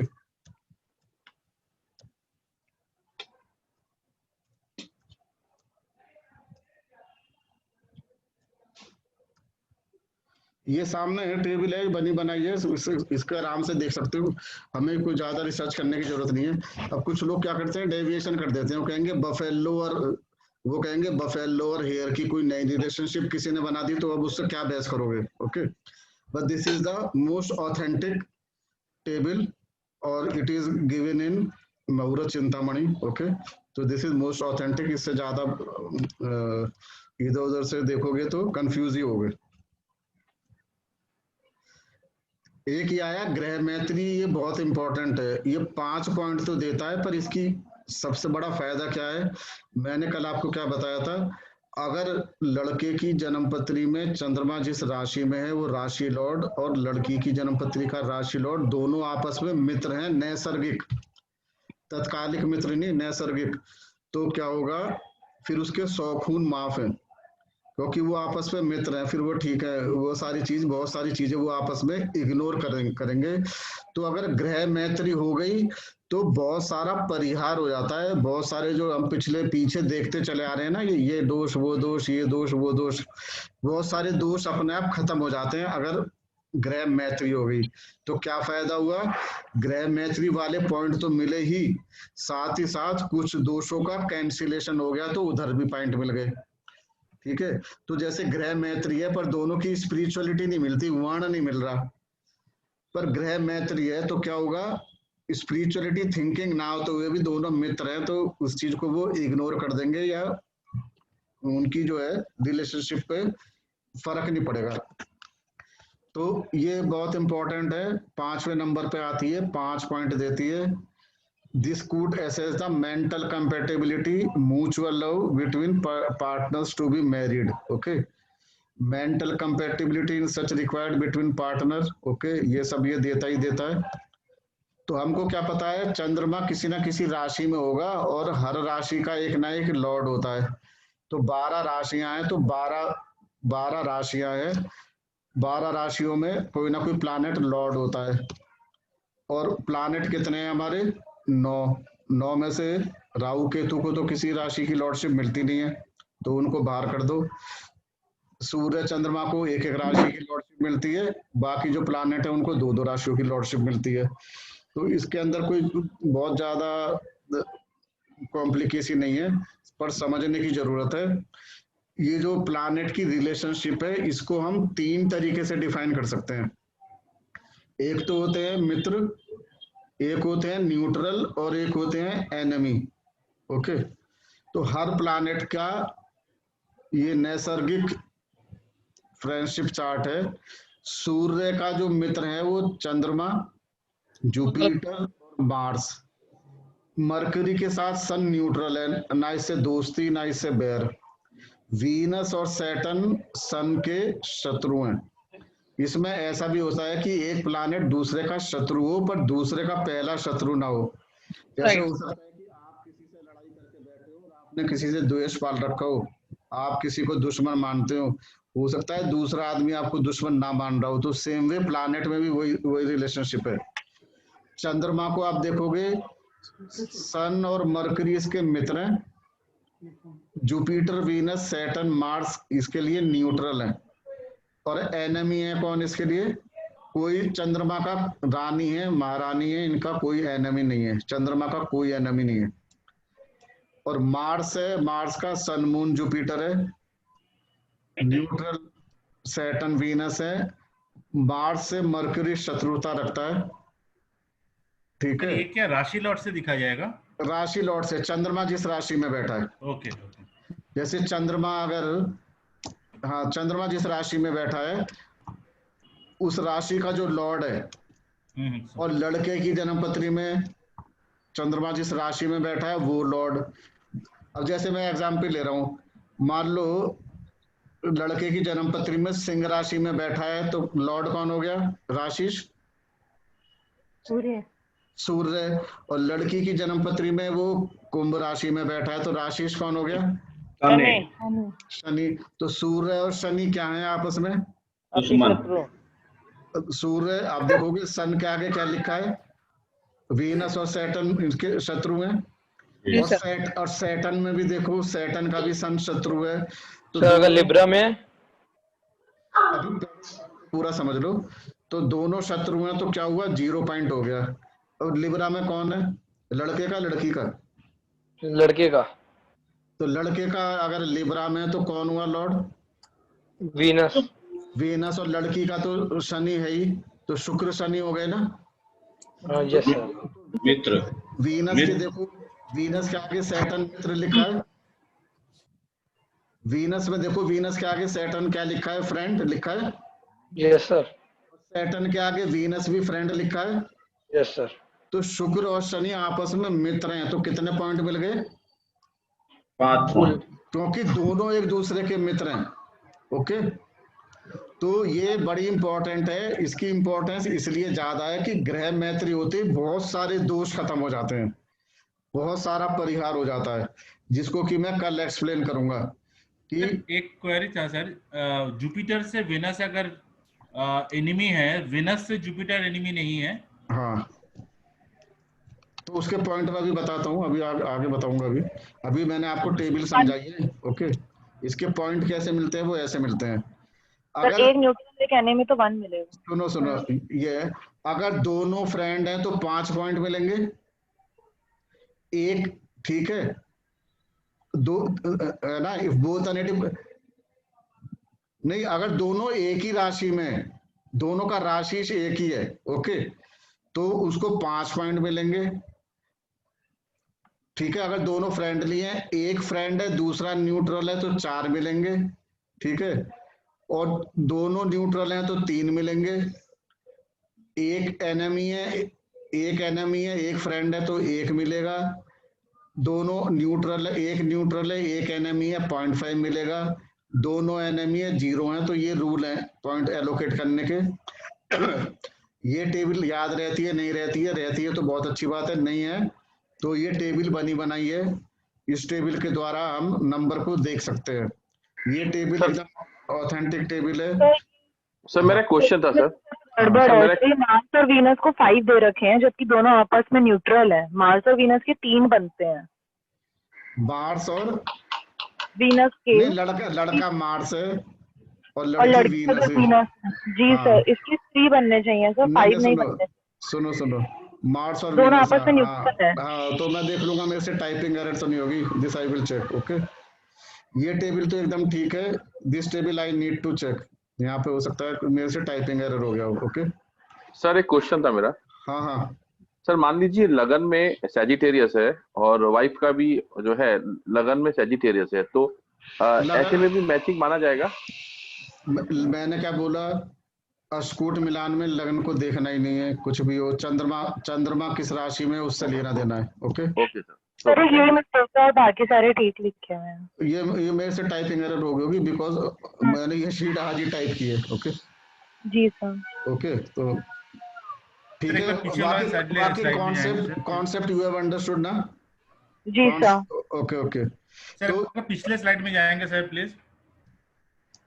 सर इसमें क्वेरी था मेरा कि जुपिटर से मरकरी अगर एनिमी है, फिर मरकरी से जुपिटर न्यूट्रल में कैसे आते हैं सर?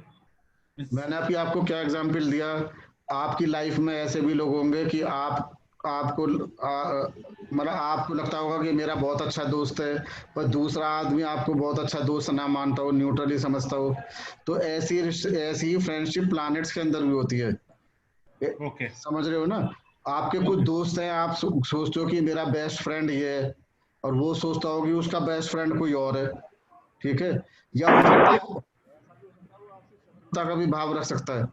तो सेम वे इसमें ऐसा नहीं है कि मैं किसी का दोस्त हूं तो वो भी मेरा ही दोस्त है, ऐसा कोई जरूरी नहीं है। सेम वे प्लैनेट में है। ओके सर ये जो है खाली ग्रह मैत्री के लिए ऐसा माना जाए या पूरा एस्ट्रोलॉजिकल बाकी एनालिसिस के लिए भी ये सेम टेबल रेफर कर सकते हैं? सेम टेबल है, ये एस्ट्रोलॉजी की फंडामेंटल टेबल है। इसको हम कहते हैं नैसर्गिक। देखो दो तरह की रिलेशनशिप होती है, एक होती है नैसर्गिक मतलब कि नेचुरल, और एक होती है तत्कालिक जिसको कि कहते हैं टेम्पोरल। तो आपको मैं इसको, अगर आप नक्षत्रों को इंसान समझ के देखो तो सारी चीजें क्लियर हो जाती हैं। आप ऑफिस आपके कुछ बचपन से दोस्त होंगे, या कुछ ऐसे होंगे जिससे आपकी रिलेशनशिप डेवलप हो गई होगी, जिसको आप कहोगे आपके नैसर्गिक फ्रेंड है वो। ओके, अब आप किसी ऑफिस में काम करते हो, 9 to 5 आपके मित्र बन गए, 1 साल आपने काम करा, वो आपके क्या बने? तत्कालिक फ्रेंड। उस ऑफिस में आप काम कर रहे हो, आपके तत्कालिक फ्रेंड बन गए। भाई आपकी एक सीट है, आपके बगल में एक और की सीट है, तो वो आपका तत्कालिक। आप ऑफिस में बैठे हो, आपके एक डेस्क अलॉट हो गया, आपके बगल में एक और डेस्क अलॉट हो गया, अब आप सुबह शाम एक साथ बैठे हो तो आपकी मित्रता बन गई ना, तो ये तत्कालिक मित्रता है ना आपकी। और उसके बाद आपने ऑफिस छोड़ा तो मित्रता खत्म हो गई। तो सेम वे प्लैनेट की ये जो रिलेशनशिप मैंने रखी है, इसको हम कहते हैं नैसर्गिक मित्र। ये एकदम पूरे ज्योतिष के अंदर यही मित्रता रहती है। सर एक क्वेश्चन है, तो फिर न्यूमरोलॉजी में इतनी difference, because when we talk about numerology ये चीजें बहुत पलट जाती है। ये डिफरेंस आती है, इस तरह के जो क्वेश्चन है जब हम समझदार हो जाएंगे, जब हम इनको हैंडल करना आएगा। जब मैं तो न्यूमरोलॉजी में इतने डिफरेंस होते हैं। आप लोशो ग्रिड पढ़ लोगे, उसके बाद वैदिक की न्यूमरोलॉजी पढ़ोगे तो न्यूमरोलॉजी में मित्र अलग अलग हो जाते हैं। फिर आप कहोगे कि मैं चैल्डियन से करूंगा तो उसमें अलग हो जाते हैं। जो पाइथागोरन में बिल्कुल ही अलग हो जाता है। तो आप इसमें मैं बात कर रहा हूँ सर प्लैनेटरी रिलेशनशिप के बारे में, क्योंकि न्यूमरोलॉजी में टोटली अलग है।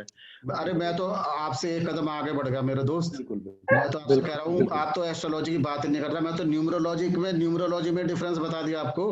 न्यूमरोलॉजी ना एग्जैक्ट प्लैनेट्स की नहीं होती, उसका बहुत सारे तो ये डिफरेंस आते हैं। अलग अलग लोगों ने अलग अलग डिस्कवरी करी है। एक लोगों का ये एक्सपीरियंस था, दूसरे का ये एक्सपीरियंस है। अब आपकी विजडम है कि आप किसको फॉलो करोगे। इस पे मैं I will not compel you कि आप जो है पाइथागोरस को पकड़ो। अब मैं ये भी नहीं कंपेल करूंगा कि आपको लोशो को पकड़ो, आपकी श्रद्धा है। ओके, ये 4 तरह के स्कूल ऑफ थॉट है। This is up to you which school of thought you follow. Okay, तो ये एस्ट्रोलॉजी है। अब एस्ट्रोलॉजी न्यूमरोलॉजी के हिसाब से चेंज नहीं होगी। Astrology is astrology. अब एस्ट्रोलॉजी के अंदर भी बहुत से डिफरेंस हैं। इसको मैं जेमिनी से देखूंगा तो अलग हो जाता है, केपी में कुछ चीजें अलग हो जाती हैं, नाड़ी में कुछ अलग हो जाते हैं। तो you must learn in the contradictions करना आना चाहिए। ओके, इसमें मैं इसमें ऐसा नहीं कहते कि वो गलत है या ये गलत है, सब ठीक है। आपको क्या मानना, you are free to follow that. Okay जी। ग्रह मैत्री हो गया, ग्रह मैत्री की this is the table. Okay, now I come to गणस। आप देख रहे हो गण छोटा सा पॉइंट है। भाई अपने को म्यूट कर लीजिए, मैं अभी दोबारा म्यूट कर रहा हूँ। अब अपने को ठीक है। अब हम आगे गण के ऊपर। गण मैंने क्या बताया, ये छठे सीधा 6 पॉइंट देता है ये। ओके, और क्या है, सिर्फ क्या फर्क है कि ये बिहेवियर बताता था, behaviour of the bride and groom, ठीक है ना। तो आपको बताए बिहेवियर कितना बड़ा रोल प्ले करता है, कैसी प्रवृत्ति है, तास है ना, तमो प्रवृत्ति है, किस तरह की प्रवृत्ति है, देवता वाली प्रवृत्ति है, मानव वाली है या दानव वाली है, तो उनकी एटीट्यूड कैसा है, बिहेवियर कैसा है, शादी इसके ऊपर बहुत ज्यादा डिपेंड करती है। अगर अलग अलग एक देव है दूसरा दानव है तो बिल्कुल ही उल्टे उल्टे हो गए एटीट्यूड, तो उनकी आपस में बनेगी नहीं, तो 0 पॉइंट मिलेगा। तो क्या होता है, हम जो है नक्षत्रों के हिसाब से 3 कैटेगरीज में वी कैन डिवाइड। मतलब चंद्रमा जैसे मेष राशि में किसी का अश्वनी नक्षत्र में है तो क्या हुआ, देवगण में हो गया वो, ओके। और इसमें अगर आप देखोगे, और मेष राशि के अंदर वो भरनी में है तो किस में हो गया, मनुष्य गण में, ठीक है। और कृतिका में हो गया, मेष राशि में तो राक्षस गण में। तो क्या मतलब हुआ, चंद्रमा जन्म के समय जिस नक्षत्र में है वो क्लासिफाई करता है कि उसका गण कौन सा है। तो अगर अश्वनी, अनुराधा, हस्ता, मृगशिरा, पुनर्वसु, पौष्य, रेवती, श्रावण, स्वाति में है तो देवता गण कहलाता है। मतलब ये एस्ट्रोलॉजी चंद्रमा की स्थिति के हिसाब से पता लगता है कि उसका वर्ण कौन सा है, वैश्य कौन सा है, गण कौन सा है, ओके। इसका एस्ट्रोलॉजी में चंद्रमा की पोजीशन से ये चीजें निकल के आ रही हैं। मनुष्य मानव गण कौन सा होगा, आद्रा नक्षत्र, भरणी, पूर्वा भाद्रपद, पूर्वा फागुनी, पूर्वा मतलब तीनों पूर्वा हो गए, पूर्वाषाढ़, रोहिणी, उत्तरा भाद्रपद, उत्तरा फागुनी, उत्तराषाढ़। तो सारे पूर्वा, सारे उत्तरा और आद्रा और भरणी। राक्षस में कौन आते हैं, अश्लेषा, चित्रा, धनिष्ठा, कृतिका, मघा, मूल, ज्येष्ठा, शतभिषा एंड विशाखा। इस पे आप और मैं कुछ नहीं कर सकते, ओके। जो चंद्रमा जिस नक्षत्र में है तो है, बस उस नक्षत्र से मुझे ये पता लग जाएगा कि भैया इसकी गण कौन सा है। तो देखो अगर देवता गण है तो ऐसे लोग बड़े सिंपल होते हैं, मजाक करने की आदत होती है, बहुत डीप थिंकर होते हैं, ठीक है। तो ये लोग देवता वाली प्रवृत्ति इनकी होती है। मनुष्य होते हैं ये इंडिविजुअलिस्टिक होते हैं, जेंटिल, टेंडर हैं, धन और भौतिक सुख की तरफ ये लिप्त होते हैं। और जो हमारे राक्षस गण है, एक तो इनके झगड़े बहुत होते हैं, जहाँ राक्षस होते हैं वो झगड़ा क्रिएट करेंगे, जब दूसरों से झगड़ा करके निपट लेंगे तो आपस में लड़ लेंगे, इनका प्रवृत्ति है लड़ाई करने की। फाउल टेम्पर्ड होते हैं, जिद्दी होते हैं, ठीक है। और क्या होगा, इनका लड़ाकू प्रवृत्ति के होते हैं। तो ये गण हमारे आपस में मिलने चाहिए। मिलेंगे कैसे, मिलने के लिए सीधी सीधी हमारी ये टेबल है। लड़का देव है, लड़की देवती है, देवी है, बहुत खुशी की बात है। कितने पॉइंट मिल गए, 6 पॉइंट। लड़का देव है, लड़की मनुष्य है, 5। लड़का देव है, लड़की राक्षस है, 0, ठीक है। और लड़का राक्षस है, और लड़की देव है, देखो तो 1 मिल गया। अच्छा, देव नक्षत्र बना दिया साथ में, 1 पॉइंट भी, 1 पॉइंट दे दिया उसको, ठीक है। लड़का राक्षस है, लड़की देव है, जब भी 1 पॉइंट मिल गया। पुरुष के लिए प्रायोरिटी है सर। अच्छा, दानव है और लड़की देव है, देखो दानव है तो 0 है, ओके। लड़की देव है, लड़का मानव है, लड़की देव है, लड़का मानव है, लड़की देव तो ये हो गई, हाँ। और लड़का मानव 0, है ना। देखो लड़की राक्षस है तो अधिकतर जगह 0 है। नहीं देखो अगर लड़की राक्षस है तो अगर लड़का भी राक्षस है तो ही पटेगी उनकी। है कि मनुष्य की तो दोनों से पट जाती है, देवता और राक्षस दोनों से। हाँ देखो अगर लड़का मनुष्य है तो नहीं, लड़का अगर मनुष्य है तो लड़की राक्षस है तो नहीं बनेगी। राक्षस लड़की की, राक्षस लड़के से ही बनेगी।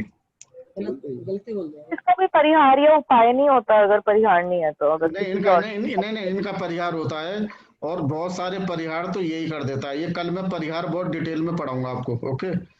ग्रह मैत्री बहुत सारी चीज, ये हर मर्ज की दवा ग्रह मैत्री है। सर तो ग्रह मैत्री में न्यूट्रल रिलेशनशिप को भी लेते हैं परिहार में, या सिर्फ फ्रेंडशिप को ही लेते हैं? वो बताऊंगा वो कल डिटेल में होगा, उसका एक अलग एल्गोरिथम है, वो हम डिस्कस करेंगे कल। ओके।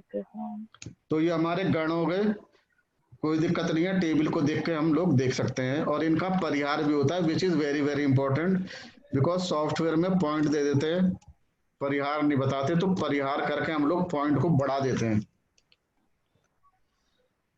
तो हमारा ठीक है, तो गण का सब यही है, ठीक है। अब हम किस पे आगे, भकूट के ऊपर। भकूट आप समझ सकते हो कि कितना इंपॉर्टेंट है, क्योंकि कितने पॉइंट मिल रहे हैं इसको, 7 और नाड़ी के 8। तो आप यह देख रहे हो कि 6, 7, 8 ही कितने इंपॉर्टेंट है। छठे पे तो 6 पॉइंट मिल गए, और भकूट में 7 मिल गए, नाड़ी में 8। तो किसी का अगर 7 और 8 भी मिल गया तो क्या हुआ, सीधा 15 पॉइंट लेके बैठ गया। ओके, तो भकूट क्या है, भकूट के अंदर भी ये ना आपस में एक दूसरे का चंद्रमा की पोजीशन, लड़के का चंद्रमा लड़की के चंद्रमा से कौन सी पोजीशन पे बैठा है, उस पोजीशन के हिसाब से रिलेशनशिप बनती है। तो टू कट इट शॉर्ट, ज्यादा बताने की इसमें जरूरत नहीं है। देखो कितने पॉसिबल रिलेशन बन सकते हैं, या तो दोनों एक ही घर में बैठे हो, ओके, तो एक की रिलेशनशिप हो गई, इज दैट ओके भाई? अगर लड़के का पहला घर में मेष है, अगर मेष राशि में बैठा है दोनों का चंद्रमा, तो 1-1 की रिलेशनशिप हो गई ना जी सर। या 1-7 की रिलेशनशिप हो सकती है, 2-12 हो सकती है, 3-11, 4-10, 5-9 और 6-8। Only these are the possibilities, ठीक है। लड़के का चंद्रमा और लड़की की चंद्रमा में जो पॉसिबल रिलेशनशिप है, सिर्फ यही रिलेशनशिप बन सकती है। ओके, आप पत्री में लगा के देख लेना। तो दीज कॉम्बिनेशन के अंदर कुछ अच्छे हैं, कुछ खराब हैं। अच्छे कौन से हैं, अगर एक मतलब लड़के का चंद्रमा लड़की का चंद्रमा दोनों का एक ही घर में बैठा हो, 1 और 7 मतलब आमने सामने बैठा हो, दोनों में 3-11 का रिलेशनशिप हो, 4-10 की रिलेशनशिप हो, इट इज ऑल गुड। दुष्ट बकूट क्या है, इसको कहते हैं शुभ बकूट। और दुष्ट बकूट कौन से हैं, 2, 12, 5, 9 और 6, 8। मतलब लड़की के चंद्रमा से लड़के का चंद्रमा अगर 12वें स्थान पर है तो 2-12 की रिलेशनशिप बन जाएगी। अगर लड़के के चंद्रमा से लड़की का चंद्रमा 5वें घर में है, मतलब 5वें स्थान में है या 9वें स्थान में है, तो 5-9 की रिलेशनशिप बन जाएगी। लड़की के चंद्रमा से लड़के का चंद्रमा अगर 6ठे स्थान पर है या 8वें स्थान पे है, तो दोनों की 6-8 की रिलेशनशिप बनेगी। तो 2-12, 5-9, 6-8 are not considered good, while other relationships are considered good। Sir एक क्वेश्चन था, हाँ, जब आप बोल रहे लड़की की चंद्रमा का हाउस से हम लड़के के चंद्रमा का हाउस देखेंगे, हाँ। तो वो एंटी क्लॉकवाइज जाएंगे ना सर? क्लॉकवाइज जाएंगे? Okay sir. नहीं सॉरी एंटी क्लॉकवाइज ही जाएंगे ना सर? यस। ठीक। तो ये बकूट हो गया। बकूट क्या हुआ, देखो दुष्ट बकूट कौन कौन से हैं। तो अच्छे बकूट है तो बहुत खुशी की बात है। हमें किसकी चिंता करनी है, दुष्ट बकूट की। तो दुष्ट बकूट के बारे में पढ़ते हैं। दुष्ट बकूट कौन कौन से हो गए, 2, 12, 9, 5 और 6, 8। तो सीधा साधा मुहूर्त चिंतामणि के अंदर लिखा हुआ है, पहला वाला श्लोक पढ़ो, है ना। तो इसके अंदर आप इसका अर्थ मैं ये बता देता हूं। इसका अर्थ ये है कि 6ठा और 8वें की अगर पोजीशन है तो इसमें क्या होता है, this result in death. Okay, one of them के लिए इट इज नॉट गुड, तो it will result in a death. तो 6, 8 खराब है। क्यों खराब है मैं ये बताऊंगा। कोई भी चीज ऐसी हवा में नहीं आ गई, उसका लॉजिक है। 9, 5 loss of progeny. Okay, loss of progeny, तो ये इसलिए खराब है। और दूसरा क्या है, 2, 12 है तो वुड कॉज पॉवर्टी, लॉस, हानि, तीनों चीज होती है। तो इसलिए ये तीनों खराब हैं। अब ये खराब क्यों है? देखो, छठा और आठवां घर किस लिए जाना जाता है? सर रोग और मृत्यु। रोग और मृत्यु, बिल्कुल, बहुत ही अच्छा जवाब आपने दिया है। तो जब लड़का लड़की एक दूसरे से 6 और 8 बैठे हैं तो एक दूसरे की रोग और मृत्यु का कारण बनेंगे, क्योंकि छठे घर से 8वें में बैठा है तो उसका रोग है। ठीक है, समझ रहे हो इस चीज को? जी सर। सर एक क्वेश्चन पूछ सकता हूँ? हाँ सर ये 6-8 जो आप बता रहे हैं, ये 6-8 हाउस ले रहे हैं हम या राशि नंबर से काउंट कर रहे हैं? मैं बताता हूँ आपको, देखो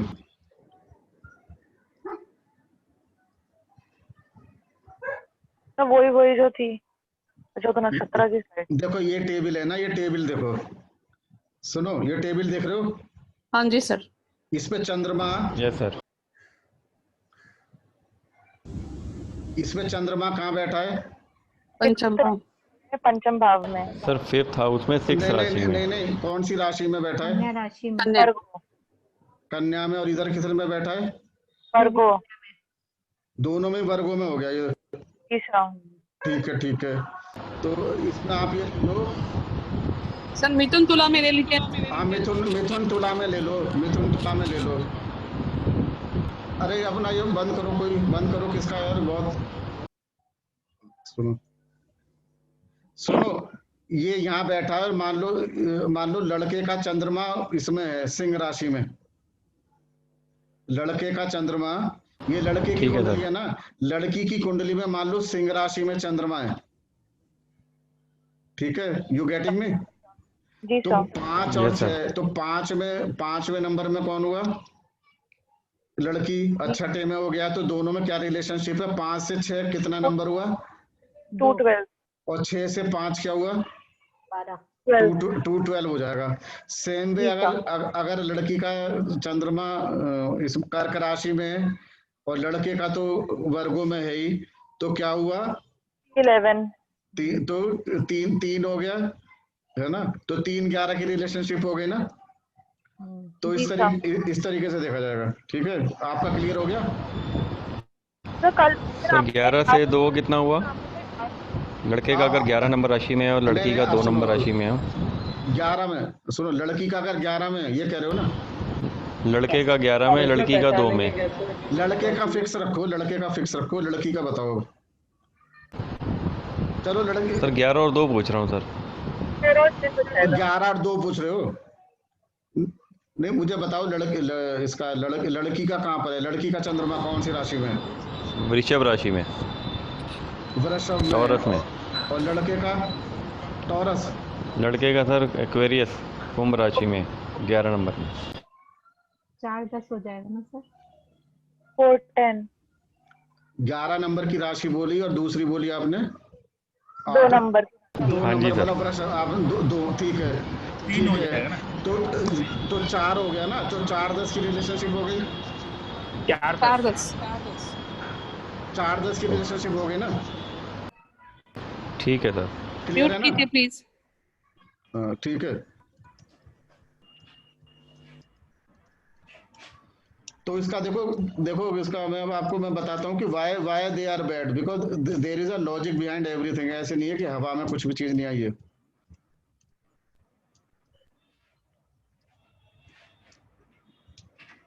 तो उस दिन आपने ना क्लास में बोला था, हमारी दूसरी क्लास में, कि जैसे भकूट नहीं मिलते होते तो आपस में कभी भी नहीं पट सकती। तो सर ऐसे प्रैक्टिकली कुछ बातें इसके ऊपर बता दीजिए। नहीं, भकूट में तो ये इस तरह की प्रॉब्लम आती है। मैंने कहा उनके आपस में जैसे योनि है, विचार है, स्पिरिचुअलिटी है, उन चीजों पे मैंने बोला था। इस पे तो ये 6-8 है, इसमें तो ये प्रॉब्लम आ रही है, डेथ है, प्रोजनी और ये है। इसमें बिहेवियर वाली प्रॉब्लम नहीं है। ये जो वर्ण, वैश्य, इस तरह की चीजें, उसमें प्रॉब्लम्स आती हैं कंपैटिबिलिटी की। सर ये लेन देन का बात हो गई ना बुकुट में?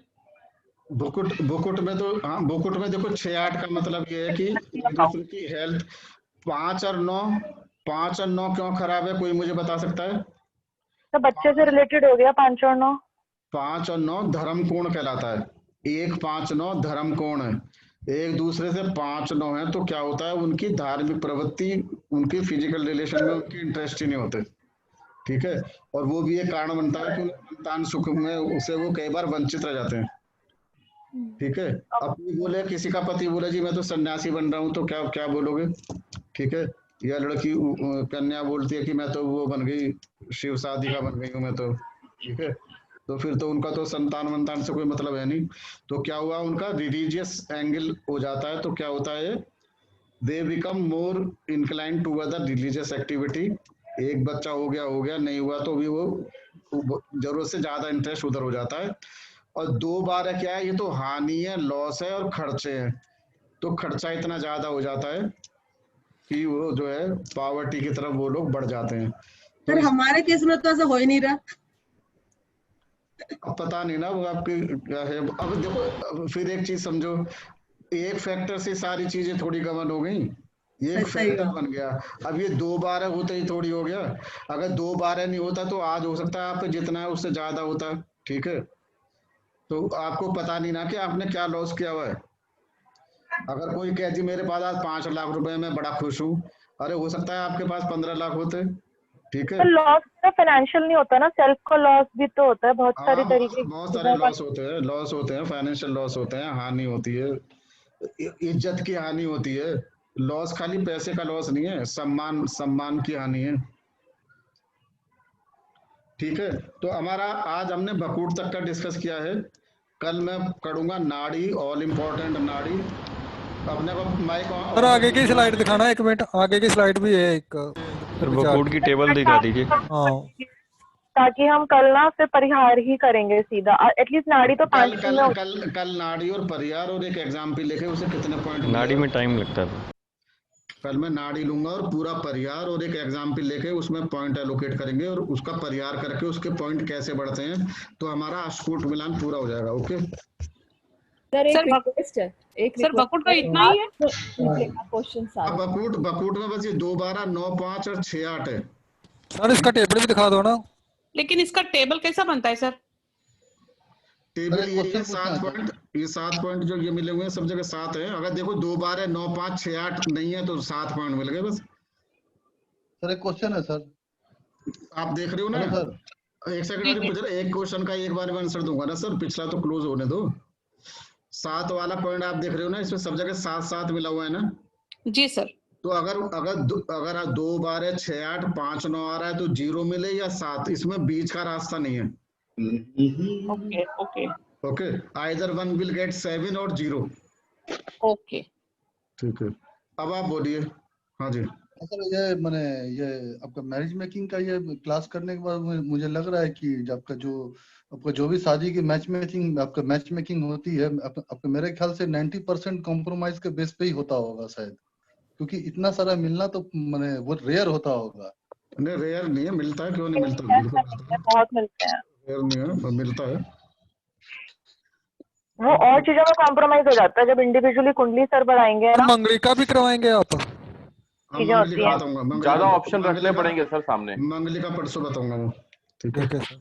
एक जनरल बात बताइए कैसे होता है मंगलिका? नहीं तो प्रैक्टिकल बात कर रही हूँ, जैसे देखते हैं लोगों की सर, कई बार देखते हैं 30 के ऊपर गुण तो मिल रहे हैं, बट अगर एक का जो आपने बोला ना बियॉन्ड अष्टकूट के ऊपर जब आते हैं, खराब है, कैरेक्टर खराब है या नेचर खराब है, बिल्कुल तो वैसा मैंने देखा है, कहने को 14 गुण मिल रहे हैं, पर दोनों इंडिविजुअल्स ना बहुत ही अमेजिंग लोग हैं, तो भी शादी वो ना परस्पर अपनी चला लेते हैं। नहीं 14 नहीं होंगे, उनका परिहार हो गया होगा, उनके पॉइंट बन गए होंगे 18 से ज्यादा, आप ये देखिएगा उनकी। तो मैंने देख लिया बहुत ही भयंकर वाली वीनस और सन वाले नक्षत्र हैं उन दोनों के, राशि सॉरी है नहीं परिहार हो गया होगा, 18 से ऊपर आ गए होंगे उनके, ऐसी बात नहीं है, ठीक है। तो बिल्कुल नहीं आ रहे सर, एक लियो थेरा और एक वो है टॉरस। इनसे नहीं होता ना, परिहार ऐसे नहीं होता, परिहार की टेक्निक में कल बताऊंगा, अभी तो परिहार आपने पढ़ा ही नहीं है। दृष्टि वगैरह भी तो होती है, ये तब पूछूंगी मैं आपसे, चेक करके एक बार ना बात। कल हम करेंगे। पर अब मैं जनरल बात इस बारे में पूछना चाह रही हूँ। आप जो है रूल जब कुंडली में 15 जगह लगाते हो तो बात करनी चाहिए, किसी एक कुंडली को पकड़ के कभी भी कुंडली नहीं अपने रूल टेस्ट नहीं करने चाहिए। सही बात है अपना ये सर, कल मिलते हैं सर आपसे। ठीक है, आप कम से कम 100 कुंडली पर रूल लगाओगे, way then only you can reach some conclusion. ठीक है, क्योंकि बहुत सारे फैक्टर होते हैं, अब दोनों की मिला रहे हो, कितने सारे फैक्टर हैं जो which are beyond your control also.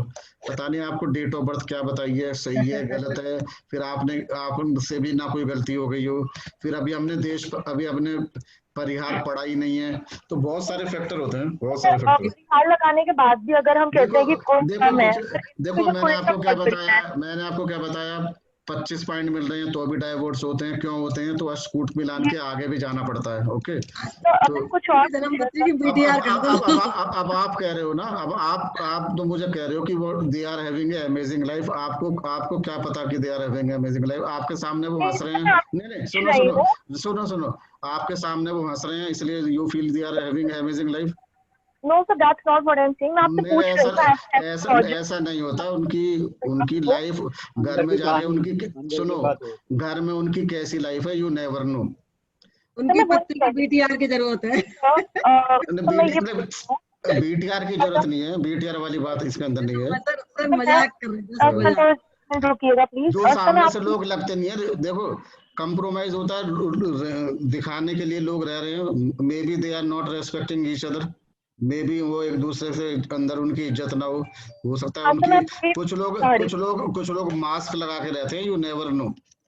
Sir बहुत इम्पोर्टेंट है, देश काल आपको लग रहा है कि दे आर हैविंग गाड़ी, दे आर हैविंग बंगला, तो चलो ये अलग चीज है। अभी हम कल मिलेंगे, क्योंकि मेरी आज बैक टू बैक क्लास है। Okay, so we will meet tomorrow. Okay, thank you.